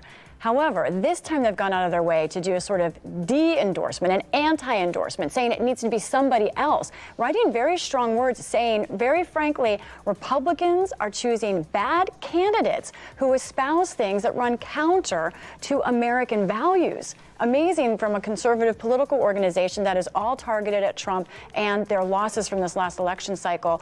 All that said, I think this could have effects, maybe down ballot, but they didn't really have an influence with Trump voters before. We got a plug for down ballot on Tuesday nights on Echoplex Media. It may help embolden some other candidates to get into the field, know that they'll have some more money, but I don't know if it changes the base and how they see this primary. Yeah, I mean, this is Friday night. I fucked that up, didn't I? Republican rank and file. And former President Trump raises a lot of small dollar money from people who don't care what the Koch brothers have to say.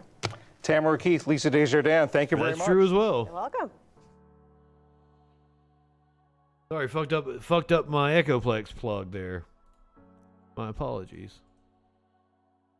Let's talk about the latest rate hike by the Fed. Every time we do financial news, I go ahead and point out, I have no idea what I'm talking about, but neither do any of these people. No one, fucking economics is all made up. Nobody knows how it works. No one's a fucking expert on this shit. And if anybody tells you they're an expert in finance, they're a fucking idiot. While recent developments are encouraging, we will need substantially more evidence to be confident that inflation is on a sustained downward path. This week, Jerome Powell announcing the Federal Reserve's 8th hike in its key... Old Jerry Powell. ...since March. And Wednesday's hike was 0.25%. That's a far cry from the 4 straight jumps of 0.75% that the Fed made between May and November of last year. The Fed's latest move, though smaller than in the past, will likely further raise the costs of many consumer and business loans and the risk of a recession. However, 11 Alive financial expert Andrew Polis says the hike means we are in for more pain, but in a different kind of way. Last year, we've all been hoping that, the Fed doesn't kill off the economy completely with all these rate hikes. Now we're hoping that, we don't get laid off and we can afford. I have that same laptop asset. Without being the next victim or the next statistic, with bankruptcy or foreclosures that are eventually. You guys been using the Adobe stock. Then there is the debate over the debt ceiling. President Biden had his first face-to-face meeting this week with Kevin McCarthy after the California Republican became the Speaker of the House. The talks are aimed at making sure the U.S. government can still pay its bills and avoid money running out by June. Polis says the longer both sides remain in limbo, the worse that people will be.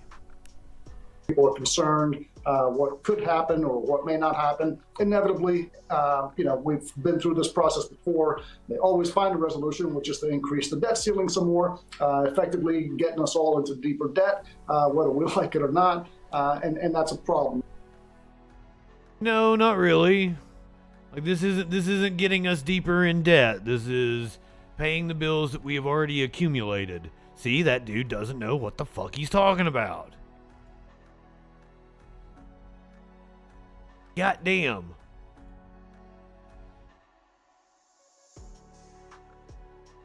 We go to the RNC now, where Ronna McDaniel has distanced herself from apparently a leaked doc urging the GOP to ramp up election denialism. Mitt Romney's daughter here, the Republican National Committee chair, Ronna McDaniel, appeared to distance herself from the recently circulated GOP document calling on Republicans at the state level to ramp up election denial efforts for 2024. This is according to WISN 12 political director Matt Smith. We have a clip of him interviewing McDaniel. Continuing election integrity efforts. Do you back that new draft report that is out? And what does that look like on the ground in states like Wisconsin? Yeah, so that's not an official report. There's other things that need to be added to that, included all the legal pursuits that we had. Sassy, good evening. So we're going to continue to engage in election integrity, poll watchers, poll workers, and also litigation where it's necessary. What does that look like in a battleground like Wisconsin, where it was really contentious coming off of 2020? In 2022, it wasn't contentious, though, right? Because we did do election integrity, and we did elect in your state. You have to elect poll workers, so we had them on the ballot. We also had poll watchers. So Wisconsin's laws are different than every other You're being state. slimy. But because we put that planning in place, 2022, we came out with a much better result with people trusting the election because we had people watching and being part of that process. She was just reelected last week as the chair of the Republican National Committee. The document in question was unearthed by the Washington Post last week and appeared to outline a plan to increase and formalize the process for election challenges, creating election integrity officers all around the country, even as the document acknowledged that election fraud conspiracy theories hurt Republican voters' confidence in elections and may have contributed to their losses in key states in 2020 and 2022. These stupid fuckers. It is Mitt Romney's daughter. If there is corruption in the election infrastructure, then having Republicans in the system will expose many issues. Comes after McDaniel was just elected to another term chairing the RNC following a contentious challenge from Trump attorney Harmeet Dillon, a lawyer who helped advance litigation to overturn the election in 2020, and MyPillow CEO Mike Lindell. I was on crack. Right. Well, we know Carrie Lake still getting smacked down with her legal challenges in Arizona. But that ain't stopping her from still claiming that the election was stolen from her.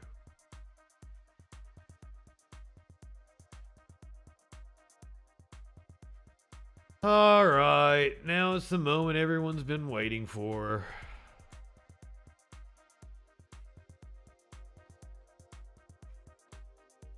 I would like to go one day without talking about George Santos, Anthony DeVolder, Katerina Zavosky, or whatever her fucking name was. But now this motherfucker has been accused of sexual harassment. Yet another bombshell accusation tonight against George Santos. This one from a would-be male staffer who says the disgraced congressman sexually harassed him 10 days ago. Derek Myers has sent a letter to the House Ethics Committee saying Santos, quote, insisted I sit next to him on a small sofa in the office and placed his hand on my left leg near my knee. Myers goes on to say that Santos, quote, proceeded to take his hand and move it down my leg into my inner thigh and proceeded to touch my groin. Myers claims Santos also asked him to come over that night. That letter to the Ethics Committee also accuses the Santos campaign of wrongly having Myers claim to be a volunteer while his paperwork as a paid employee was being processed.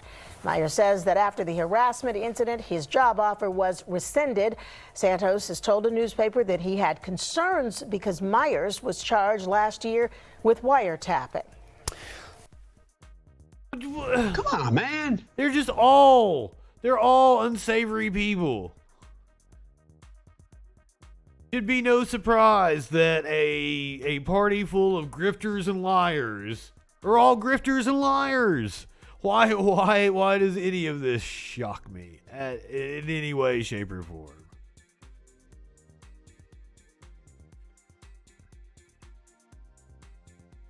Speaking of grifters and liars, Florida pastor, 64, arrested over $8.4 million in COVID loan scam, is accused of faking illness to avoid prison by a judge who ordered a psychiatrist to his hospital bed. The family-run ministry has planned to buy $3.7 million Disney World Resort home with PPP. What is this fucking story? I just knew COVID fraud, but there's more to it than this. Get into this. We're reading from the Daily Mail. A Florida pastor accused of fraudulently obtaining $8.4 million in COVID loads. COVID loads. I didn't misspeak. That's what it says. It means loans, I assume. But he got $8.4 million COVID loads, which would probably be enough to kill you. We do know that how sick you get from COVID depends on the viral load.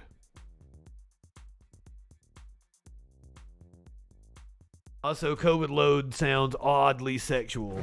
You live in sexual anarchy? Who am I to kink shame, though? If you like taking a lot of loads, do it. Daily Mail, come on. Nobody spotted that one?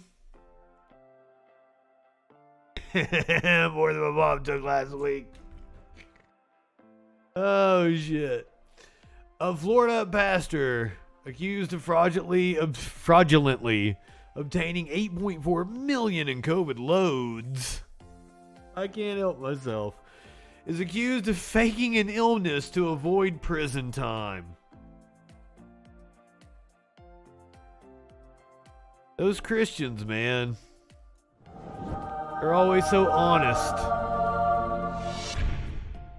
Evan Edwards, 64, has been hospitalized since December when he was arrested alongside his son Josh for allegedly falsifying documents from his business ASLAN International Ministry. Lenny with the resub. Thank you, my friend. Hope you're staying warm. It should be bouncing back temperature over the next couple of days. I feel sorry for your poor cow. Edwards allegedly took advantage of the Pandemic CARES Act to apply for the loans through the Paycheck Protection Program in 2020. His family planned to use the money to purchase a $3.7 million Disney World Resort home.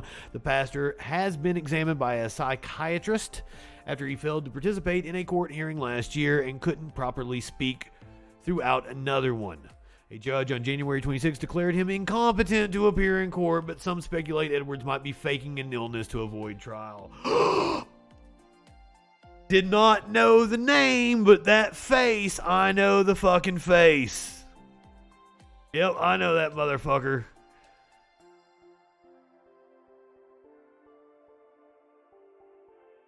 There is his son being perp walked. His son Josh can be seen taken away in December after the cops busted him.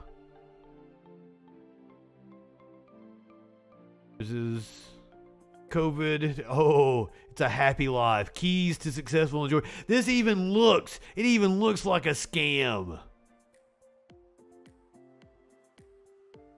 This dude isn't just a preacher. He's a fucking motivational speaker and shit too.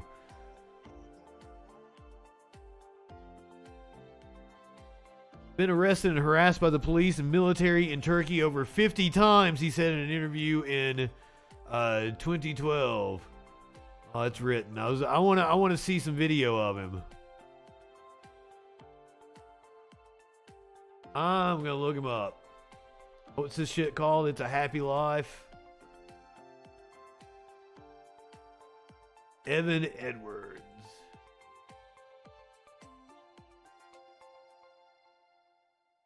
We gonna watch some scammy preacher here. And now I'm gonna go off here in a little bit, and then we're gonna come back. We'll probably just be on Twitch. And because I kind of want to watch some Grammy shit. The Grammys were tonight. All the videos are, about his arrest. I want to see his church. I want to see him preaching. Let me change the time frame here. Filters.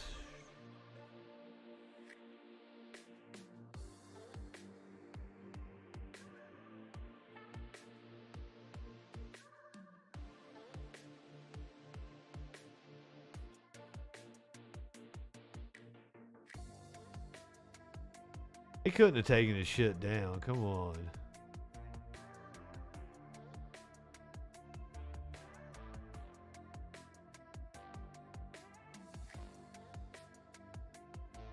And I've already tried to watch this video before. Oh.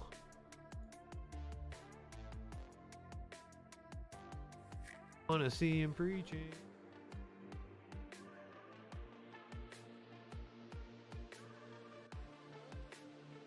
Let me go to the Google search here.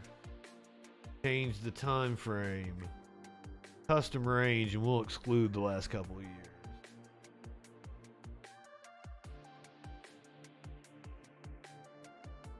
(2010 to 2019).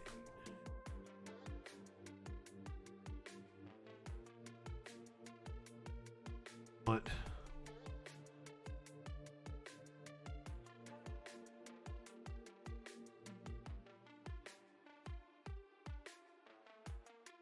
Same article from earlier. What the fuck?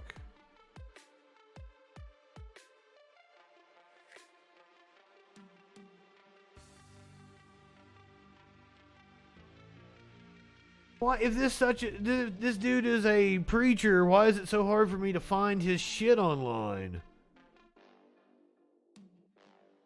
I'm just a lowly Twitch streamer, and you can fucking watch hours and hours and hours of me. Why can I not find this motherfucker? Also, apparently, the inventor of EpiPen is named Evan Edwards.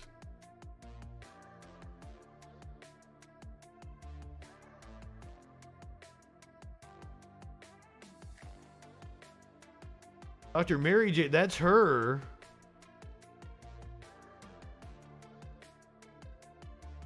Oh, man. I really wanted to watch some of his bullshit. I was into it. It's Sunday. We need some churching. God damn it. I'm sad.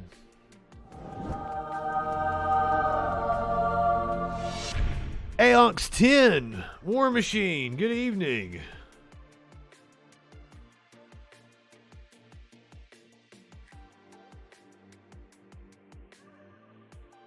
This is the charging document. I want video. I want video of him preaching. Because I've seen that motherfucker before, and it could just be that, like, when he got indicted or something, we did this story. But I want to say, like, I've maybe even interacted with him in my trolling of right-wingers. Because there were some that were prominent back in, like, the 2010s and shit that, like Ken Hovind and shit. I used to fucking troll the shit out of, had actual conversations with that motherfucker and shit. Mandy! I'm so glad to see you. Every everybody, let's do a group hug with Mandy. Mandy's puppy crossed the Rainbow Bridge, and fuck it, I love that puppy. He was so sweet. We doing group hug here, and my heart has been breaking for you. I know how much you loved him. I know how much how fucking cool he was. I loved him. Kent and Eric Hovind. I've had interactions with both of them, and Side 10 Rugging Kate, and I can go back when I was a really obnoxious atheist, if that ever changed.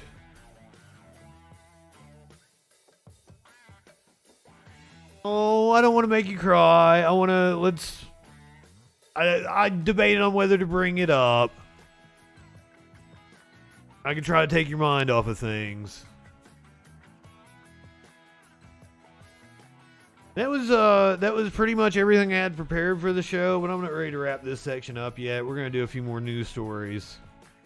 I am going to go off on the YouTube here in a little while and come back. We'll be on just Twitch only. We'll go back to watching music videos. We'll watch some performances from the Grammys and shit. But that'll be a little later. I probably need to get something to eat. Take care of a little business.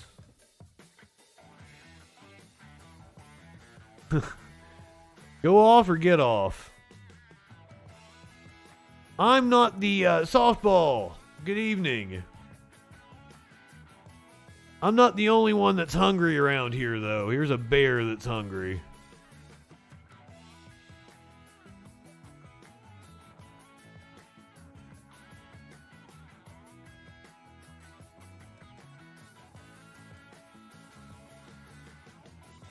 Well, darling, I was gonna tell you if you need the company, I could actually really use somebody to watch my cats for a couple of weeks, possibly.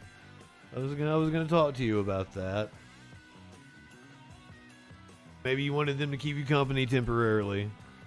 Motherfucker just went up and stole the Chick-fil-A. He's not your average bear.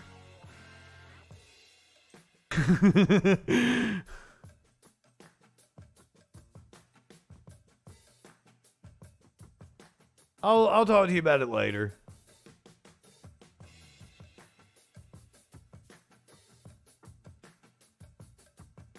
I've been incredibly busy here. Ooh, you guys want a kitten? Kitten just showed up.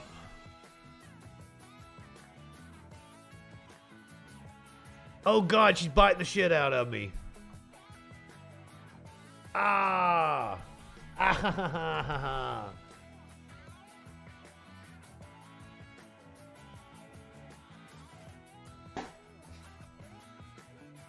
DM, we talked about that the other fucking day, and she don't fucking care.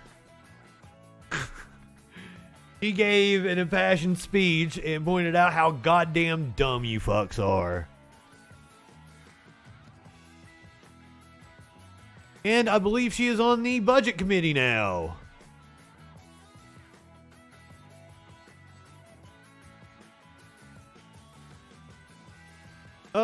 Shit. Fucking DM popped in here. I would like to point out that I am certain now that DM, who we know works at a dairy plant in Wisconsin, was responsible for the fire on January the 2nd that happened.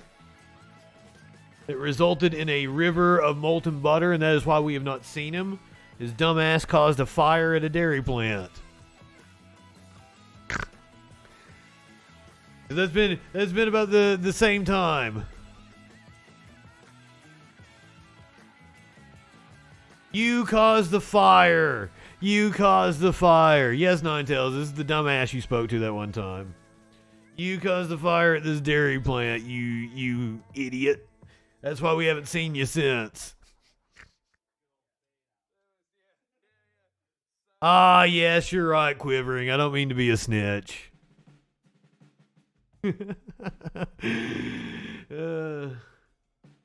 That's not up to me, and I wouldn't have booted you, but they got tired of your bullshit. We've got a chill Discord. We've got a really good community around here, DM, and they don't want you like getting your like stupid shit all over it.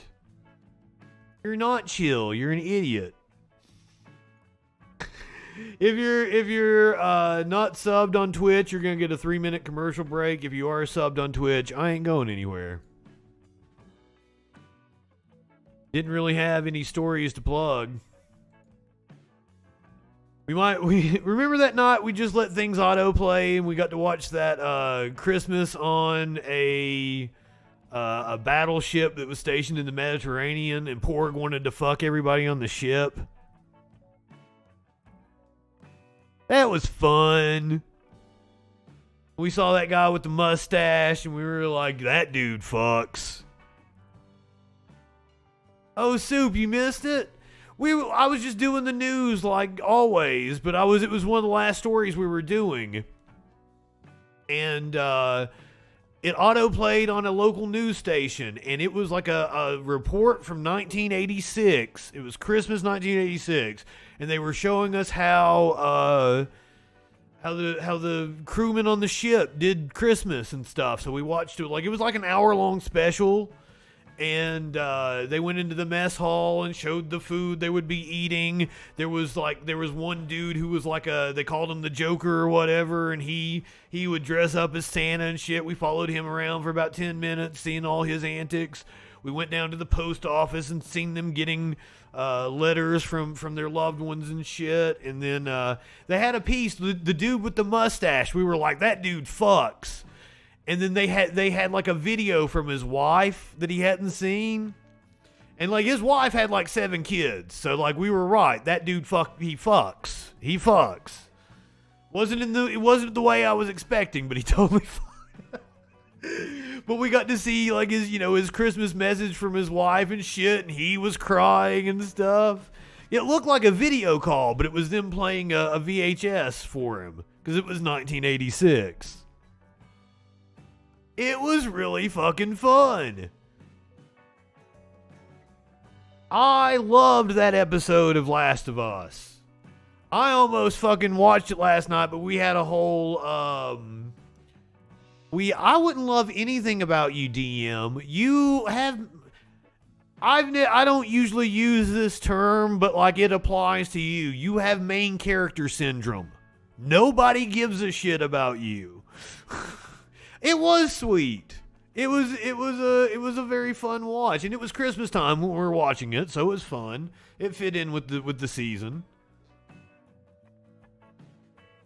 And I think it ended up being that Curiouser's brother might have been stationed on there at that time or was stationed on that ship just after, because like I don't remember what the name of the ship was, but she threw the name out, and I'm like, oh yeah, that was it.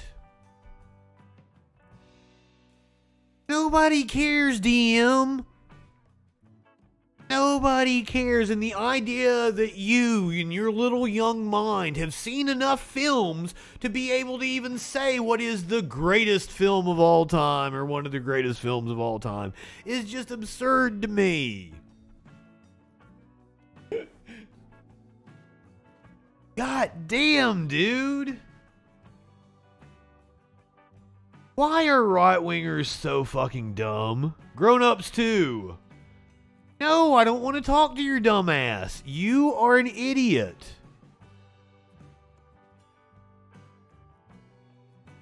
You are a total fucking idiot.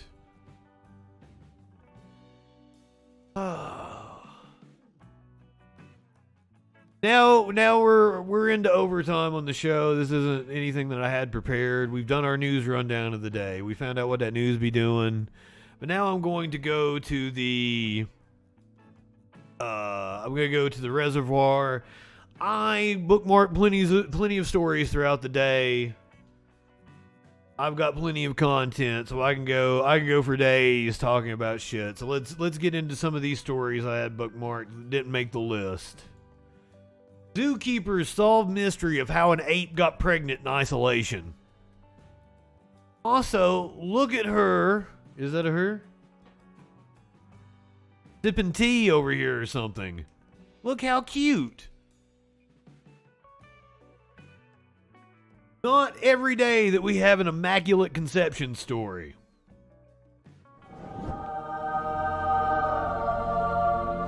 I usually leave that one up to the nut job Christians.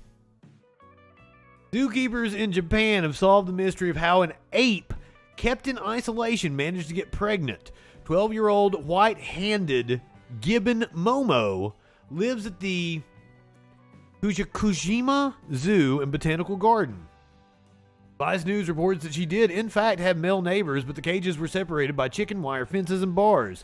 Zookeepers were shocked when she became a mom in 2021 and set out to solve the puzzle through DNA analysis taken from stool and hair samples. They examined her poop. Tadpole, are you in here? Zoo officials announced this week that Momo's partner had been identified. Ito, a 34-year-old agile gibbon. The New Zealand Herald says a 9mm hole in the wall is to blame. They had a glory hole.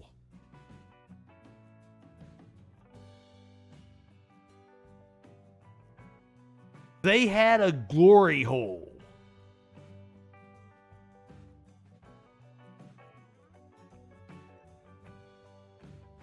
You live in sexual anarchy?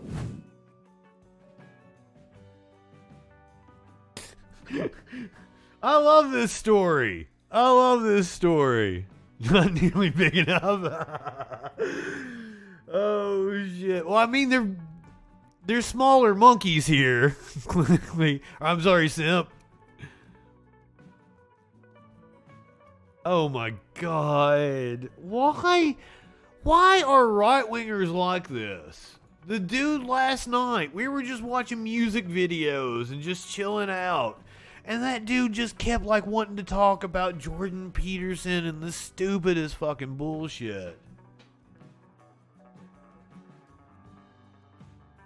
And I hate to inform you, DM, Trump is not going to be the nominee. Trump probably won't even be a factor.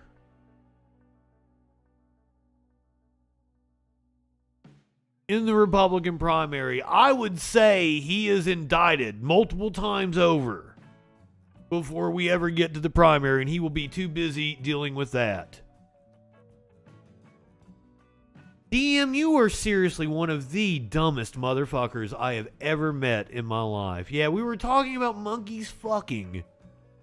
And you had to be like, Trump 2024. And right-wingers wonder why I call them fucking morons. I wish you people could feel embarrassment.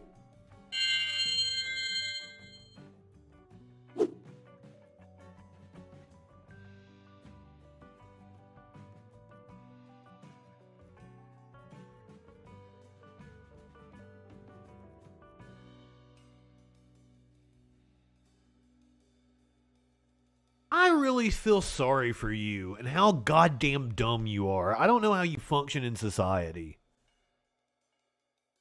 The Republican Party will be over. Fuzzy Face, good evening. Monkeys fucking equals Trump 2024. It is the monkeys fucking theory. That's one of the reasons why you can't take your eyes away from it. It's like watching a dogs fucking on the side of the road. Because Trump will run third party. Oh, god damn. I hate how stupid you are. I really do. I feel fucking sorry for you. DM lives because warning labels exist. As if he can read fucking warning labels. Well, to be fair to DM, he was saying that it would split the party. I think DM is aware that Trump would lose if he ran third party. If he's, then again, he's stupid enough to not be able to believe it.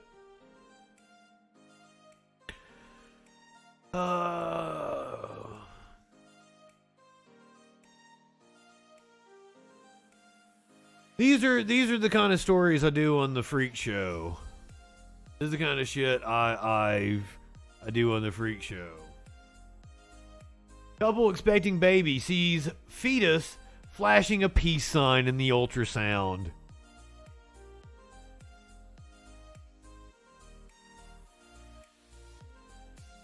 Oh, he's running. I think he will be too encumbered by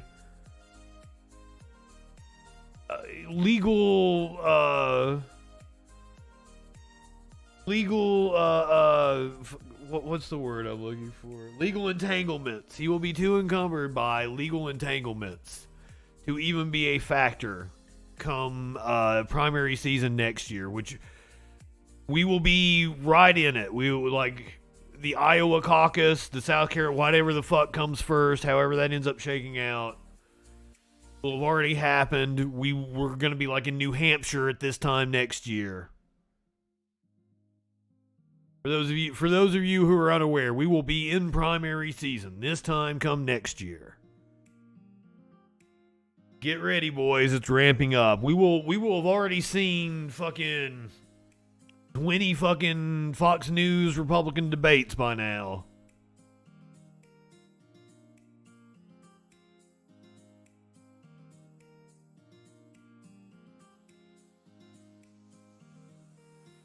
Michelle Obama is not running for... You are dumb! Shut up and let me do the real news. Let me talk about shit that's not butt fucking stupid. God damn. A couple in Indiana was surprised and also elated to see their daughter flashing what appeared to be a peace sign in a recent ultrasound. Kyle and Abby Weiner.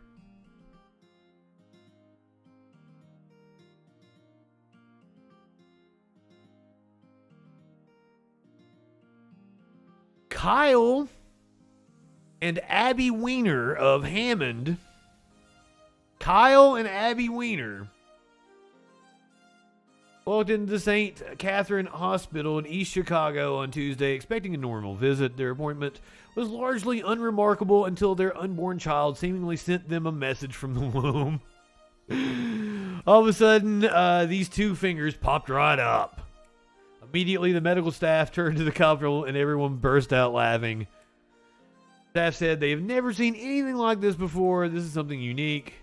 The expecting dad reflected on his Christian faith after seeing the ultrasound. His Christian fucking faith.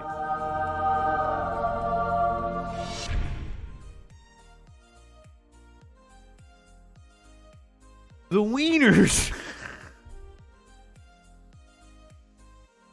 The Wieners who... I'm sorry. The Wieners who are already parents of two. A bunch of Christian Wieners. A couple of Christian Wieners.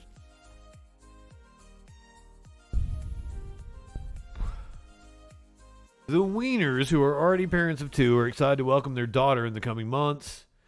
They've already decided to name her Ellie. And they're psyched about her seemingly serene demeanor. 31 weeks in, and Ellie's living her best life. Peace out.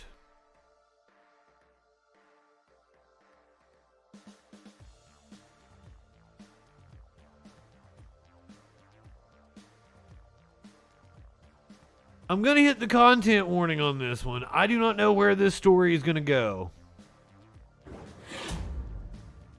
I do not know where this story is going to go.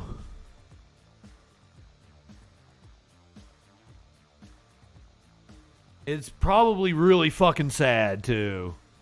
Maybe I shouldn't do this. Harry Weiner. Do not name your kid Harry Weiner. Or do.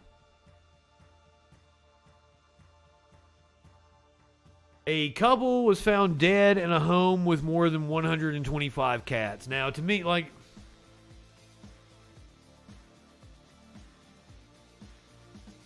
Do we suspect the cats? Did the cats do it? Are they suspects?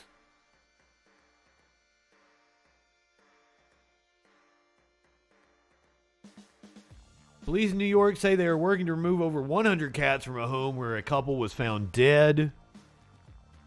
Having that many is definitely cruelty. You can't possibly care for kitties the way you need them. Yeah, how much of the bodies did the cats eat? And that brings up real creep show. It's creep show, right, where that happens.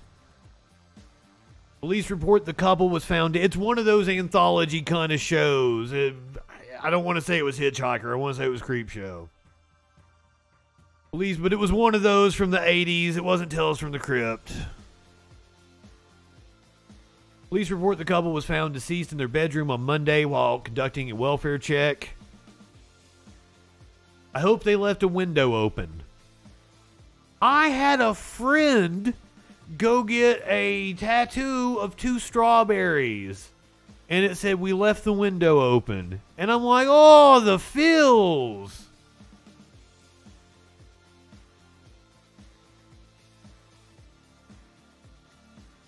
Now that I'm on it, was the Ben Shapiro tweet I saw real or was that fake? Was that satire? About him like, it had nothing to do with zombies. It's a zombie show, and this episode had no zombies in it. Meh, meh, meh, meh, meh, meh, meh. The show is called The Last of Us. The show isn't actually a zombie show. The game wasn't about zombies. It was about the relationships of people who were surviving the apocalypse. The zombies were very secondary in it. It was just something for you to fight in the show. Did he actually say that? Or, I mean, in the game, the zombies are just an obstacle for you to fight. It's about the relationship. The whole thing is about the relationships between Joel and his daughter figure after his... I don't want to say too much. I don't want to spoil it for anybody. Because I am grateful, as somebody who was a huge fan of the game, I am grateful that people that have never got to experience the game, aren't gamers, are getting to see this show and get this amazing fucking story, which I have literally told to like significant others I've had. I've been like, here, let me tell you the entire plot of this video game because it's so goddamn awesome. I'm very ecstatic that they made a TV show out of it. But can anybody verify that that tweet was real? I'm gonna go, yes, Ellie is gay. That is a big focus of the second game. And I didn't pick up on it in the game, but apparently, what's her name? The other character, the blonde, she's trans. And I didn't pick up on that in the game because they never come out and overtly say it. That is the reason why the second one got so reviewed. But my problem with the second one is it's kind of bloated. It's too long. It needed to be edited. It's like 30 hours. The first one is like a brisk 15 hours. And like it's perfect. It's perfect. It shouldn't have gone longer than 20 hours.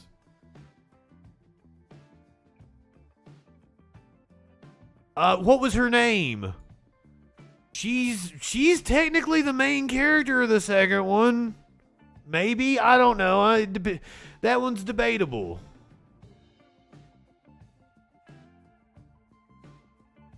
I mean, once again, I don't want to talk about anything because it would be like fucking huge spoilers for people that might be even watching the TV show. I don't know how far the TV show is going to go. Is the TV show going to go into the second game? The first season is 6 episodes long. I want to know if that goddamn tweet was real. Unfortunately, Ben Shapiro probably tweets fucking all day, every day. Highly recommend it, Soup. Please watch it. It is well. Some people like to wait until the series are over. The series is reached its conclusion and then binge it. I totally understand that. I like the anticipation of episodes drop. I like the weekly thing. I watch it on my time. I'm not tied to like, oh, I have to be there at 8 o'clock to watch it. But like, I like, anticipating, we get a new episode on Sunday.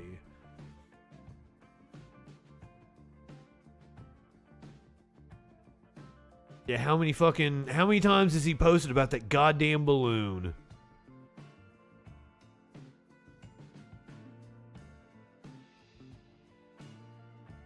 We are still only back a couple of days here.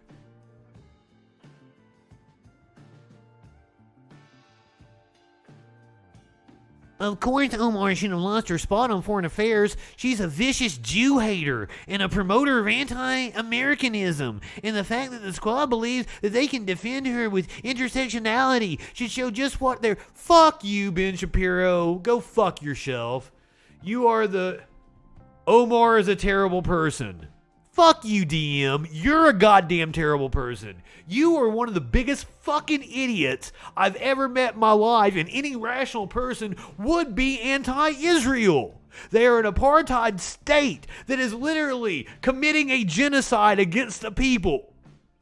And you would think the Jewish people would have a little more compassion than to commit a genocide against the people.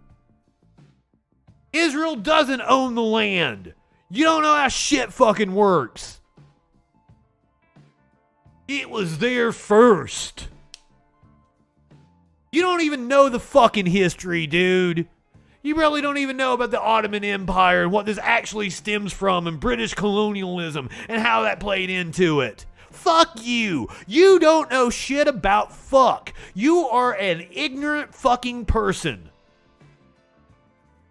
And the atrocities committed by Israel against the people of Palestine are unimaginable. And the whole reason you're sucking the cock of Israel is because you're a religious fundamentalist and you think it brings Jeebus back. You are a stupid fuck and no one should listen to you about anything.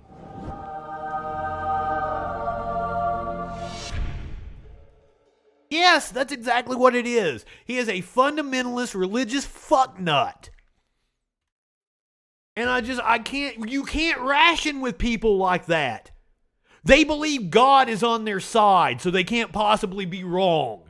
So there's no talking to this dumb motherfucker. There is no getting through to him. No matter how atrocious the things Israel does, he will defend it because his stupid ass book, or the interpretation of that stupid-ass book, makes him believe that Israel's existence brings Jeebus back. Motherfucker, that's a fairy tale. You're an idiot. I shouldn't have to tell adults that fairy tales don't exist.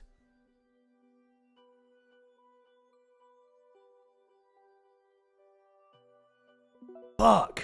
Merkin, good evening. I fucking hate you, DM. I think you are a despicable individual, and if I was to ever see you, I would do things that would be violation of TOS, just because you've got that racist ass shit to say about Ilhan Omar, who has never fucking harmed a soul, who has done more good for this world than you ever will, because your existence is a blight on society, dude. Whereas Ilhan Omar is a fucking positive. She is a light in this world. And you're a gigantic piece of shit. You ought to be ashamed of yourself.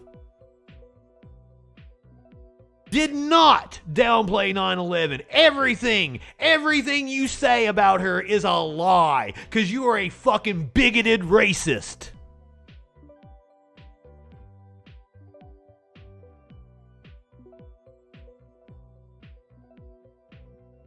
You need to feel ashamed of yourself. Read some fucking history and see that you're not on the right side. You are on the side of the oppressors. You are on the side of the people committing genocide.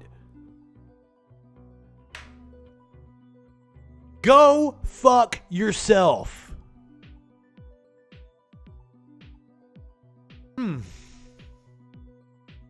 Oh yeah, I was looking to see if the Ben Shapiro tweets about Last of Us were real. Because I can't believe even he would say something that goddamn stupid.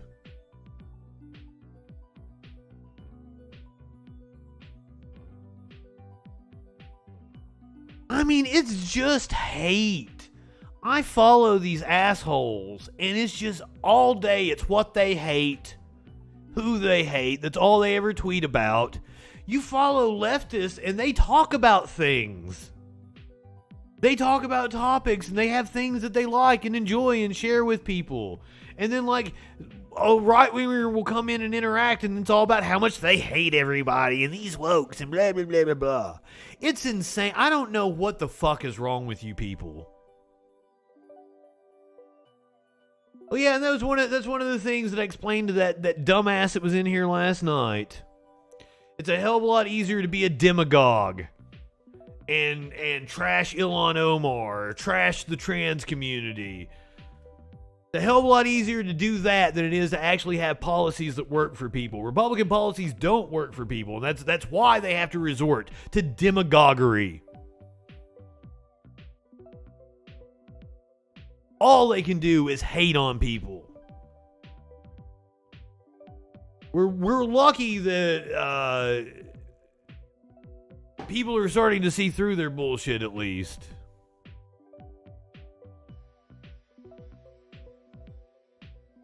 A temper tantrum. A temper tantrum. Is that really a temper tantrum? What did she say is a temper tantrum? And an entire amount of tropes, and also elevated her to some of the highest committee assignments in this body. This is about targeting women of color in the United States of America. Don't tell me, because I didn't get a single apology when my life was threatened. Thank you. Damn right. Tell me That's not a fucking temper tantrum. That's an impassioned, powerful woman, and it scares the shit out of chuds. talked about Jewish space lasers and an entire amount of tropes, and also elevated her to some. That's exactly right. The tropes that the fucking right wing use. We even saw the Kevin McCarthy talking about, like, appealing to the Jews is all about the money. And we saw his campaign fundraiser email where he was targeting George Soros. And it was every bit as far more anti-Semitic than anything Ilhan Omar ever said, because what she said wasn't anti-Semitic. She was talking about a fucking PAC that raises money.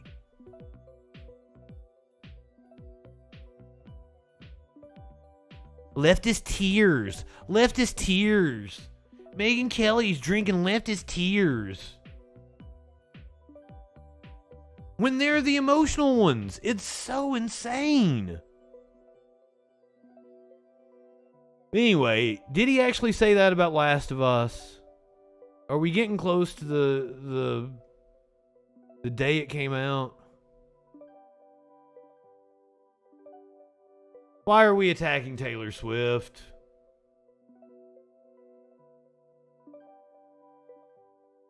Okay, that's kind of funny. Not anything Ben Shapiro did, but the thing that he retweeted.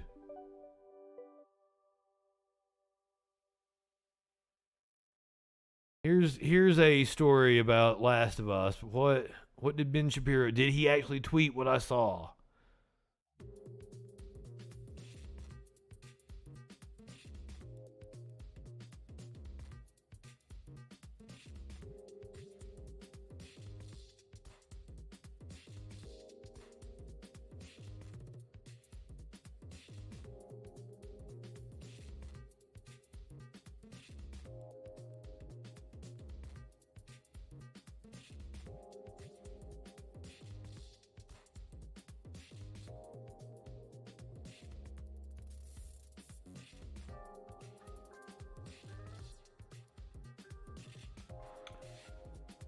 That would have been before, I think.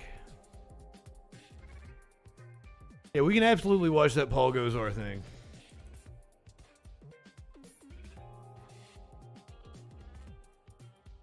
No, I want the video, not references from this past week.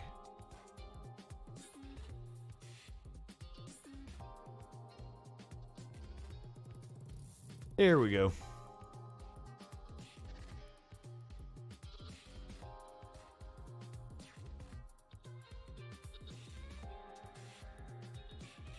Nope, it doesn't exist anymore. Fucking shit. It'll be in this. Soup, have a good night. Since you won't be here, go ahead, light one up, tip one back. It's alright to have a little fun before you hit the sack. Oh, yeah, CNN doesn't play in this browser. Hold on. Get it figured out here. No problem.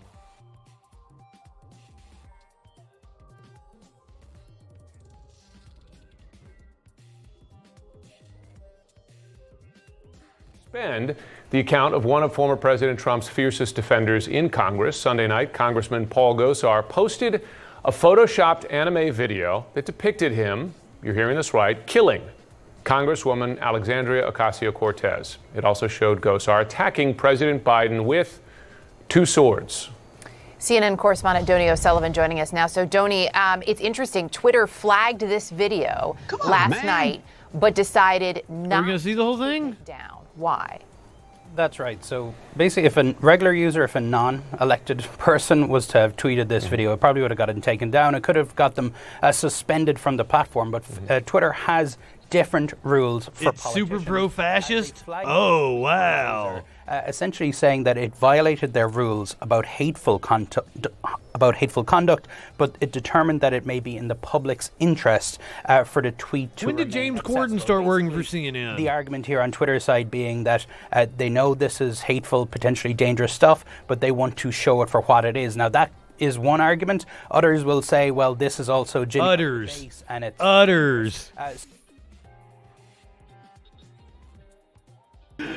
Oh, I'm sorry. I shouldn't make fun of your accent. It's actually really cute. Is that Irish? Donnie O'Sullivan. I'm going to assume it's Irish. So it should be taken down. Worth pointing out here that Gosar also posted this video on Instagram, which is owned by Facebook, which of course the right wing would still be talking about it. Done nothing about it. They haven't responded to our requests. We contacted them last night. But I guess this all sort of comes back to the point, of course, is that, of course, these platforms have responsibility, and it's right we ask them questions of what they're doing, but also just rather remarkable that a member of Congress is sharing something like this. Take a look at what AOC responded. She described Gosar as a creepy member of Congress. He is creepy. Video of him killing me, and he'll face no consequences because fundraises for neo-Nazi groups. He absolutely does.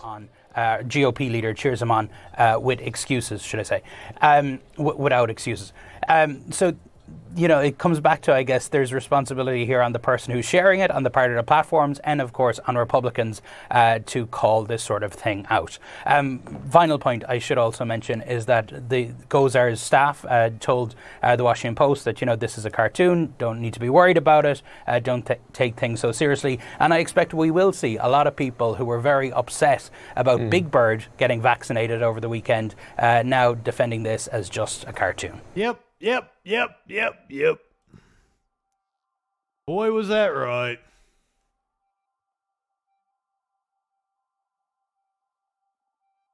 And then to accuse Omar of anti-Semitism and the fact that, like, I'm pretty sure that all the Jewish members of Congress are on Omar's side.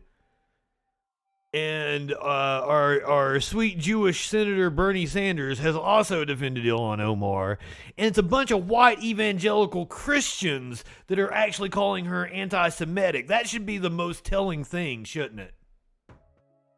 One would think. But right-wingers are lacking in self-awareness and utterly incapable of feeling embarrassment.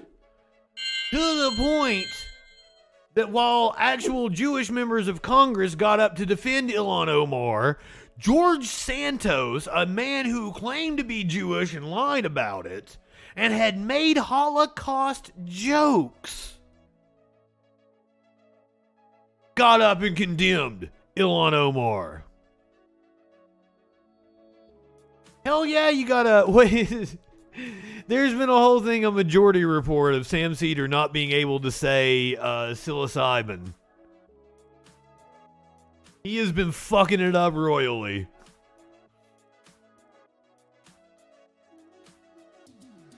I am a very big fan of fungus. I haven't come across it in a while. It's one of those times that I probably could use a little recharge. Last of Us director says he wanted to trick audience into watching a gay love story. Last of Us director Peter Hoare Said he wanted to trick his audience into watching a gay love story in an episode of HBO's Max's new apocalyptic drama. Hoare, who is gay and is known for his work on the British LGBTQ miniseries It's a Sin, said that he wanted the viewers to see that it was the same love as straight people, but just between two guys. Sounds perfectly reasonable. Nobody cares what you care about. You don't have good taste in anything. You're a fucking idiot. The fact that you don't care for The Last of Us is probably a great endorsement of it. Go watch your furry porn, dude. We don't fucking care. God damn, are you annoying? Oh. Sometimes you have to sort of trick the rest of the world into watching these things before they're like, oh my God, it was two guys. I just realized. I think then they might understand that it's all real. It's just the same love. But this is part of the woke agenda, isn't it? To depict, gay people as human. That's literally what he's saying. I want to make sure other human beings see them as human. And right-wingers go fucking nuts over that. Holy shit. Yeah, they were gay. So, I didn't pick up on it in the game, but Bill says my partner. I didn't get it. And it's been years since I played it. I never picked up on that he was gay. But my buddy's playing it right now, and he's like, yeah, I totally got that. Him talking about his partner, and apparently they had trouble at home. So the show took some liberties there. And also, he's alive in the game when Joel comes through. Sorry, spoiler alert. I don't give a shit if you were in voice chat. I literally said, I don't want to talk to you. You don't have anything intelligent to say. We have made fun of you enough. You're not good for content anymore. You are a dumbass. You are a bigot. You're a fucking racist. We have no use for you. You are goddamn dumb.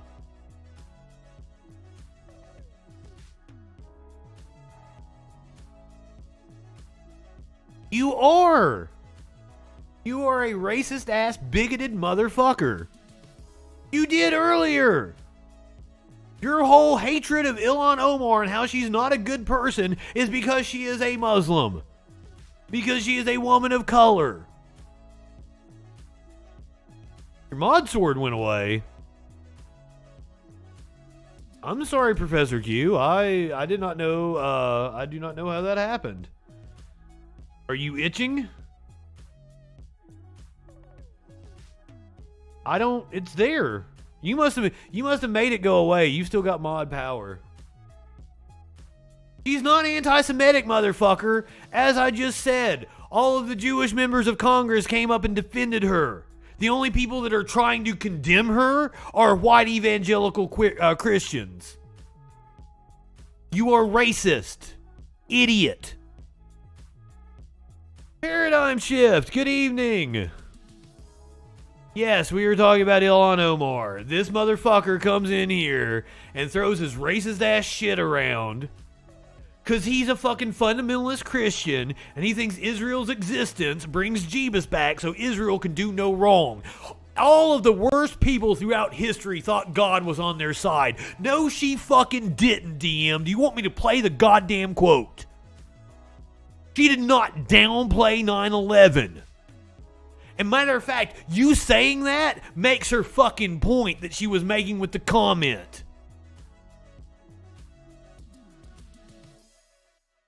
Her point was, why do I, as a woman of color, have to answer for something somebody else did? That's what she said. How is that downplaying 9/11?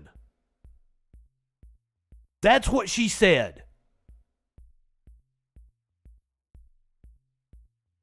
She was referring to the vitriol that she received based on your fucking racism. You're misquoting her. the death of thousands of Americans. No. You would rather people like Rudy Giuliani use it as a political tool and say that the fucking Democrats are un-American and shit because we don't support fucking imperialist wars. That's what you want to do. You want to trivialize the death of people in 9/11 for political gain for the Republican Party. You go fuck yourself, dude. You are a disgusting individual. You are a piece of shit.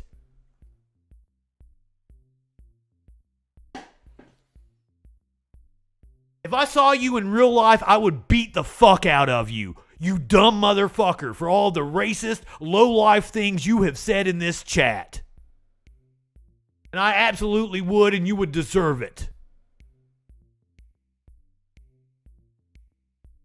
He carries pepper spray around. Of course he does, you little pussy.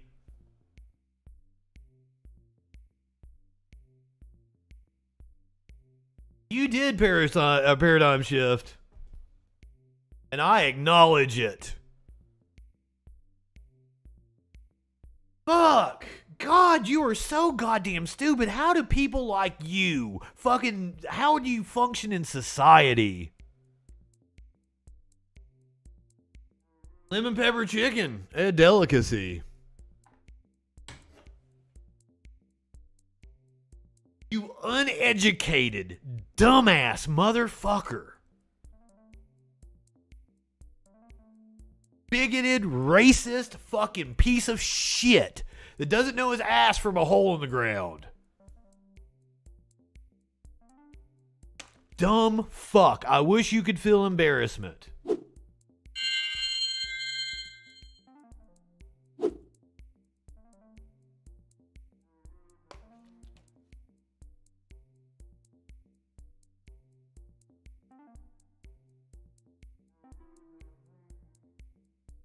Sorry, guys. Sorry.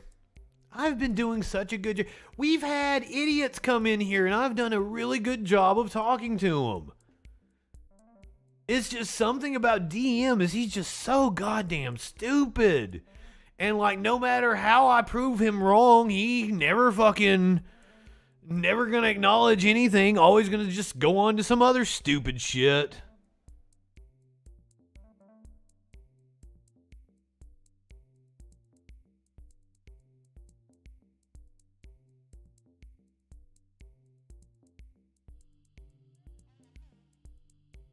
Let me go to YouTube front page. Let me find a video to play. I don't want to talk about a story here.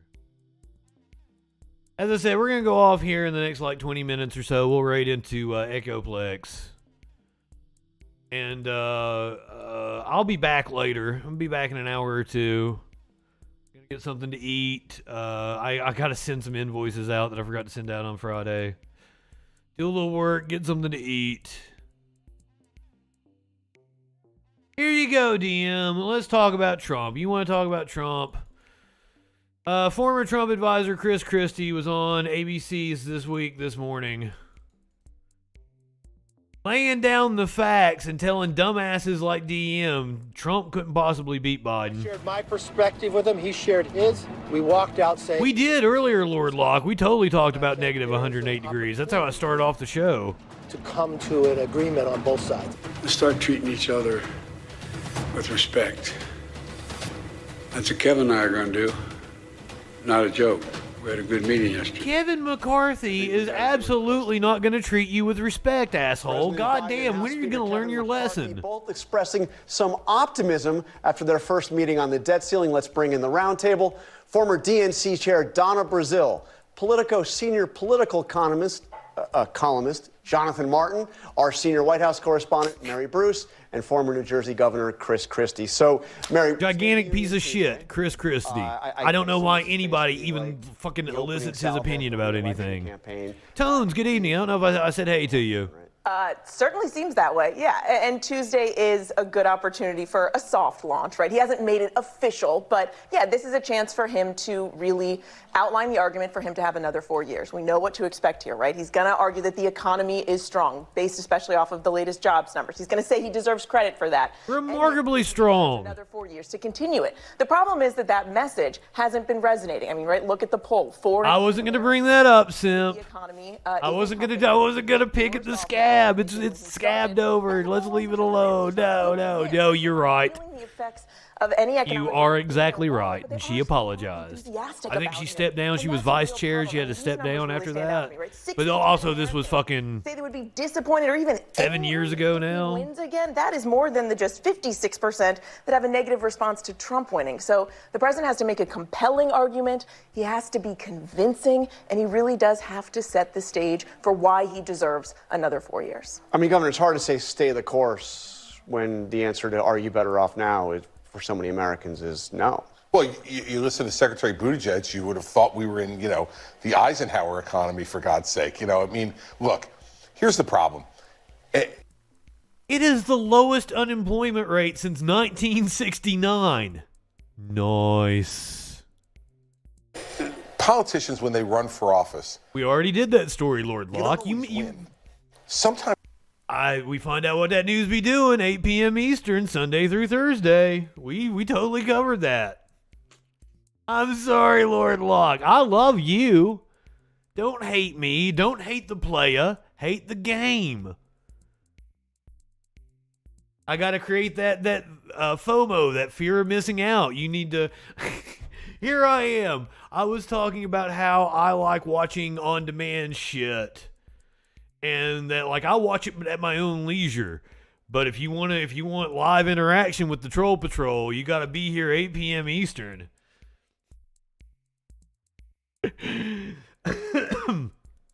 Well, I'm not exactly in a legal state, my friend. I can venture into a legal state, but I am not sitting in a legal state at the moment. A legal state is just 20 minutes away from me. But I am not sitting in one. Indeed, it cancels out. How does America work like that? And also, it was weird because Curiouser was like, don't open it, it smells. And I'm like, I believe it's still legal for me to have it open in the car right now. It's in a couple minutes after we cross the line. It's not going to be legal. Breaking the law. I think what I'm smoking on right now, I acquired on the black market. But we had been going to the dispensary, and, well, it's not even a dispensary yet. So they're not actually open for legal weed sales until 2024. But if you go to a CBD shop, you can go in and you can tell them the amount of CBD you want to purchase. You want a half ounce of CBD and it's $140 or $150, something like that. So they give you your CBD and then they have another person come out. Well, it's done a little slightly different each different place. At the last one we went to, another person came out. I joined a club. And for that fee that I paid for the CBD, I got to sample their THC product. This person from the club, who is the grower, came out and shared a sample of their THC product with me. They shook my hand and then handed me my half ounce.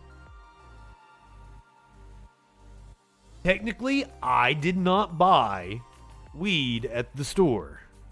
Lenny, I love you, my man. Go ahead, light one up, tip one back. It's all right to have a little fun before you hit the sack. Because I knew it would be something like that. The first time I went, I'm like, here's what's going to happen is like, I'm going to have to buy a bag for $140. I've bought the bag for $140. And then they'll put sample in it for me. Something like that, right? Kind of like how you can go to a bar that doesn't serve alcohol, but you can buy a solo cup and then they'll pour some beers for you. That kind of thing. We'll sell you a solo cup for $5 and then we'll give you a free beer. It's that kind of deal that they got going on.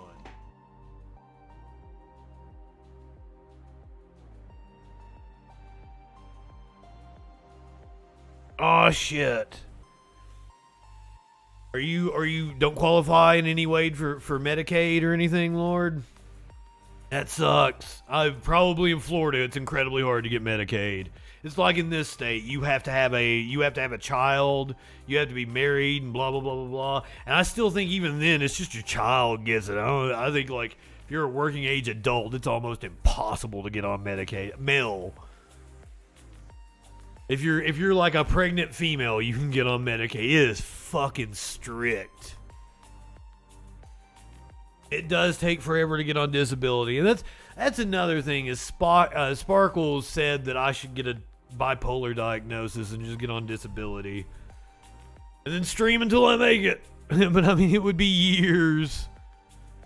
And God, even getting to a doctor to get a bipolar diagnosis, because the last time they checked me for it, they said you're not bipolar, you're just creative and eccentric.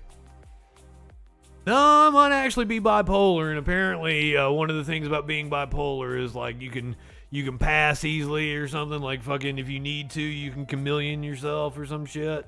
I read like all the fucking symptoms and some of them were advantages, I thought. But here I was, like they forcefully committed me to this mental hospital when I was in college to get me checked for bipolar. And here I am, like, I've got dates I need to fucking fulfill with doing stand-up comedy that I've already booked, and you guys have got me in here. And I look at the fucking list, and it's like, illusions of grandeur, and I'm like, but it's not an illusion. I can show you I literally have the stand-up comedy dates. You guys are stopping me from being able to fulfill my obligations. And what was really wild is when they committed me, there was a woman in my bed in my apartment on campus. And I had a meeting with whatever the counselor was in the student center. And it was like I've had these meetings several times because I was a troublemaker in college. And I had to go to this meeting, and like we woke up, and I kissed her. Maybe I kissed her ass, licked her asshole or something. I was like, all right, I'll be back in a little bit. Sleep as long as you want to. You probably won't even be up by the time I get back. I think my door locked automatically and shit. It was one of those, like a hotel type lock that I had a card key for. My student ID was my key kind of deal. So, it was no big deal for her to just leave whenever. But, like, I wonder how long she waited for me. Because it was like 3 or 4 days later. Oh, God.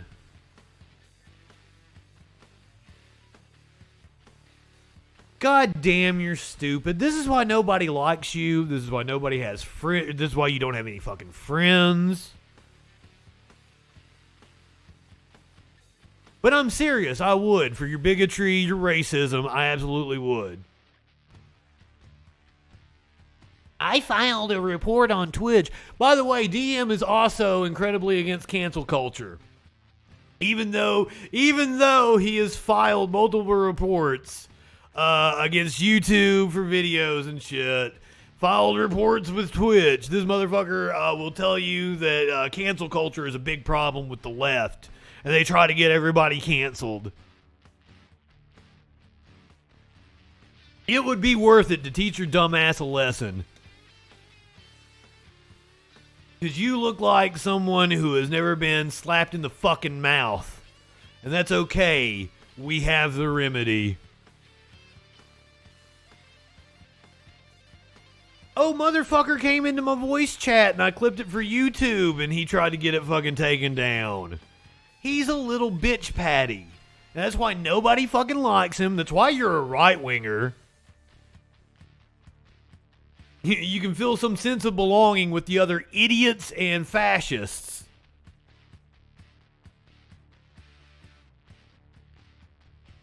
You're all goddamn dumb, and you all operate on your fucking feelings.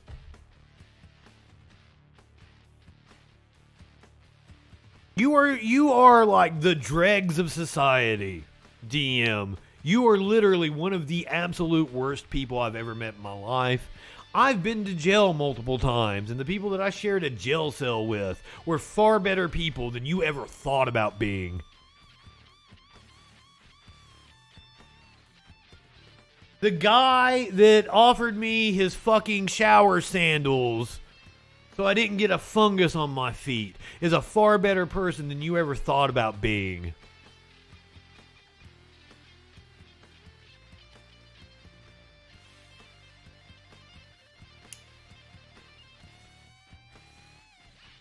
And just look at the misogyny he threw out.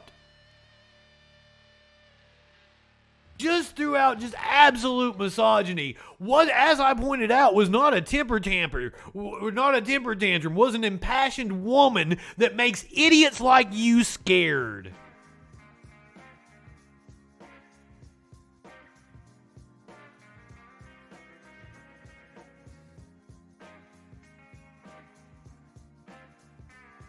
Doesn't even understand how disgusting the things he says is. And how dare you? AOC has accomplished something in her life. You are a loser. You are a fucking loser. Her intelligence level far exceeds yours. She is an incredibly bright woman, probably far smarter than I am. You are a dumb motherfucker who does not know his ass from a hole in the ground, who is not well read, who is not well versed.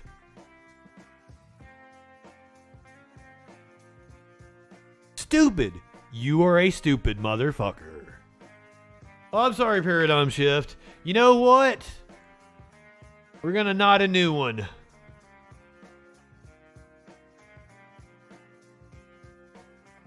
Boom! As producer Dave would say, there is a new sheriff in town. You got the power! I know it will. I've been in your chat now long enough. I've watched enough of your stream, interacted with you enough here to know that you indeed will wield it properly. I mean, just to recap for all the mods, because I mod a lot of people that are here usually, just because I want to make sure that, you know, as we continue to grow, we have a night where 1,000 people jump in here, which happened. Want to make sure we got all the mod bases covered.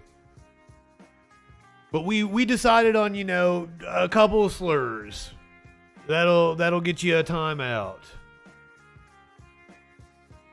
If it's a hard slur, you're going to get banned. That's all we don't. But other than that, we're pretty easy going here. But that was blatant misogyny towards AOC.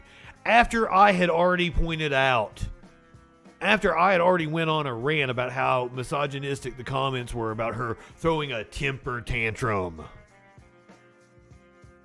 Geekyo, good evening. So glad to see you.